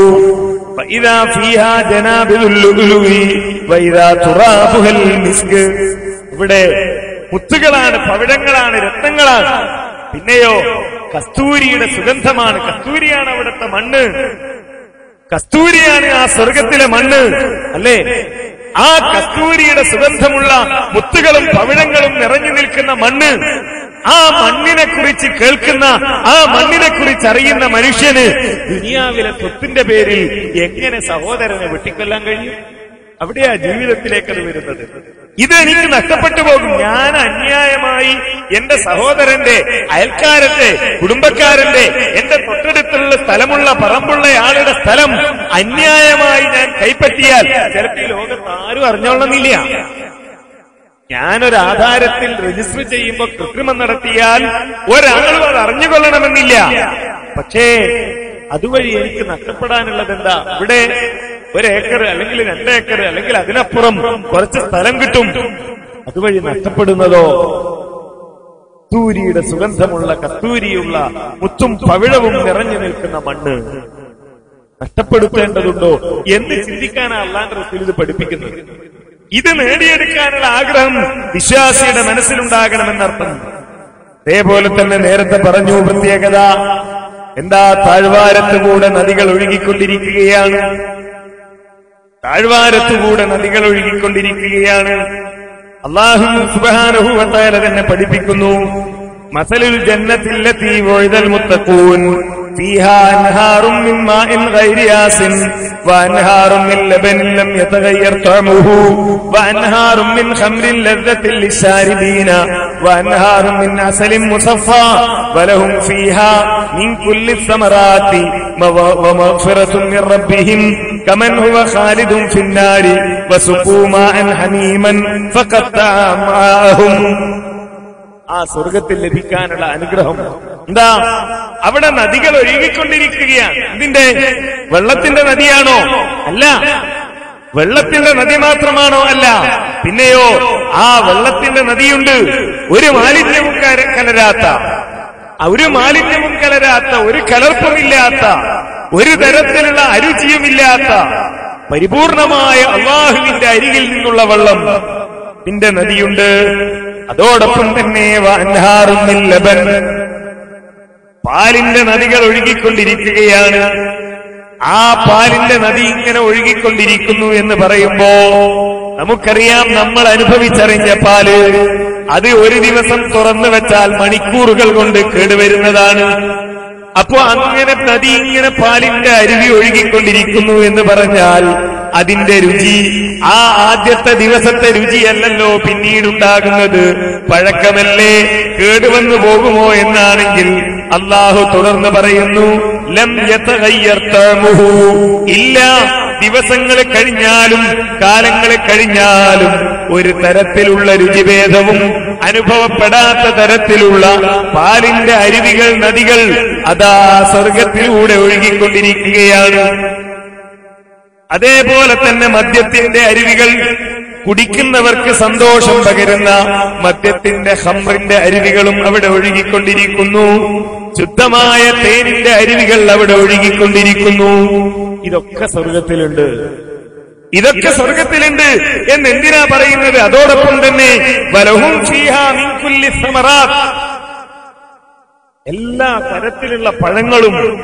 അതോടൊപ്പമോ വമഗ്ഫിറത്തും മിർ റബ്ബിഹിം, അല്ലാഹുവിൽ നിന്നുള്ള പാപമോചനം. ഇതൊക്കെയുണ്ട് സ്വർഗത്തിലുള്ള ആളുകൾ എന്നെന്തിനാ പറയുന്നത്? ഒരു താരതമ്യ പഠനത്തിന്. അല്ലാഹു ചോദിക്കുക, കമൻ ഹുവ ഖാലിദുൻ ഫിന്നാരി വസുഖൂ മാഅൻ ഹമീമൻ ഫഖത്തഅഹും. ഇതൊക്കെ ലഭിക്കുന്ന ഒരു മനുഷ്യൻ, ഈ അരുവികളിൽ നിന്ന് ഇഷ്ടം പോലെ എന്താണോ ആവശ്യം അതെടുത്ത് കുടിക്കാൻ അവസരം ലഭിക്കുന്ന ഒരു മനുഷ്യൻ, അങ്ങനെ അല്ലാഹുവിൽ നിന്ന് പാപമോചനം ലഭിക്കുന്ന ഒരു മനുഷ്യൻ, ആ മനുഷ്യനും കുടിച്ചാൽ ആമാശയം വരെ കരിഞ്ഞു പോകുന്ന തരത്തിലുള്ള ചൂടുള്ള പാനീയം കുടിപ്പിക്കപ്പെടുന്നവനും ഒരുപോലെയാണോ? ഈ അനുഗ്രഹങ്ങളുടെ പാനീയം ലഭിക്കുന്നവനും പിന്നെയോ വസുഖൂ മാഅൻ ഹമീമൻ ഫഖത്തഅഹും, ചൂടുള്ള പാനീയം കുടിപ്പിക്കപ്പെടുകയാണ്. അങ്ങനെ കുടിപ്പിക്കപ്പെടുമ്പോ എന്താ ഉണ്ടാകുന്നത്? അവരുടെ ആമാശയം വരെ, ആന്തരാവയവങ്ങൾ വരെ കരിഞ്ഞു പോകുന്ന ഈ ഒരു വെള്ളം കുടിപ്പിക്കപ്പെടുന്നവനും എങ്ങനെ ഒരുപോലെയാകും? സ്വാഭാവികമായും ഈ രണ്ടിലേത് എനിക്ക് ലഭിക്കണമെന്ന് തീരുമാനിക്കേണ്ടത് ഞാനാണ്. ഭൗതികമായി എന്തൊക്കെ നഷ്ടങ്ങളുണ്ടായാലും, എന്തൊക്കെ പ്രയാസങ്ങളുണ്ടായാലും, ഇവിടെ ഏതൊക്കെ ദുരിതക്കടലുകളിലൂടെ നീന്തിപ്പോകേണ്ടി വന്നാലും എനിക്ക് ലഭിക്കേണ്ടതെന്ത്? നാളെ പരലോകത്ത് ഈ സ്വർഗത്തിലെത്തണം. സഹോദരന്മാരെ, ആ വിശ്വാസമല്ലേ സ്വഹാബികളെ നയിച്ചത്? നോക്കൂ, നമുക്കറിയാവുന്ന ഒരു ചരിത്ര സംഭവം ഒന്നുകൂടി ഓർമ്മിക്കൂ. അല്ലാഹുവിന്റെ റസൂലിന്റെ സദസ്സിലേക്ക് ഒരു സഹാബി കടന്നു വരികയാണ്. എന്താ ആവശ്യം? ത്വഹിർനി യാ റസൂലല്ലാഹ്, അല്ലാഹുവിന്റെ റസൂലെ ഒന്നെന്നെ ശുദ്ധീകരിക്കണം, അല്ലാഹുവിന്റെ റസൂലെ ഒന്നെന്നെ ശുദ്ധീകരിക്കണം എന്ന ആവശ്യവുമായി ഒരു സഹാബി നബി സല്ലല്ലാഹു അലൈഹി വസല്ലമയുടെ സദസ്സിലേക്ക് വരുന്നു. അല്ലാഹുവിന്റെ റസൂൽ അയാളോട് പറയുകയാണ്, തിരിച്ചു പോവുക, അല്ലാഹുവിനോട് തൗബ ചെയ്യുക, പൊറുക്കൽ തേടുക, ഇസ്തിഗ്ഫാർ നടത്തുക. ഇത് കേട്ട സഹാബി വീണ്ടും വീണ്ടും റസൂലിനോട് ആവശ്യപ്പെടുന്നു, ശുദ്ധീകരിക്കണം റസൂലേ. അപ്പൊ അല്ലാഹുവിന്റെ റസൂലിന്റെ ചോദ്യം, എന്തിൽ നിന്നാണ് നിങ്ങൾ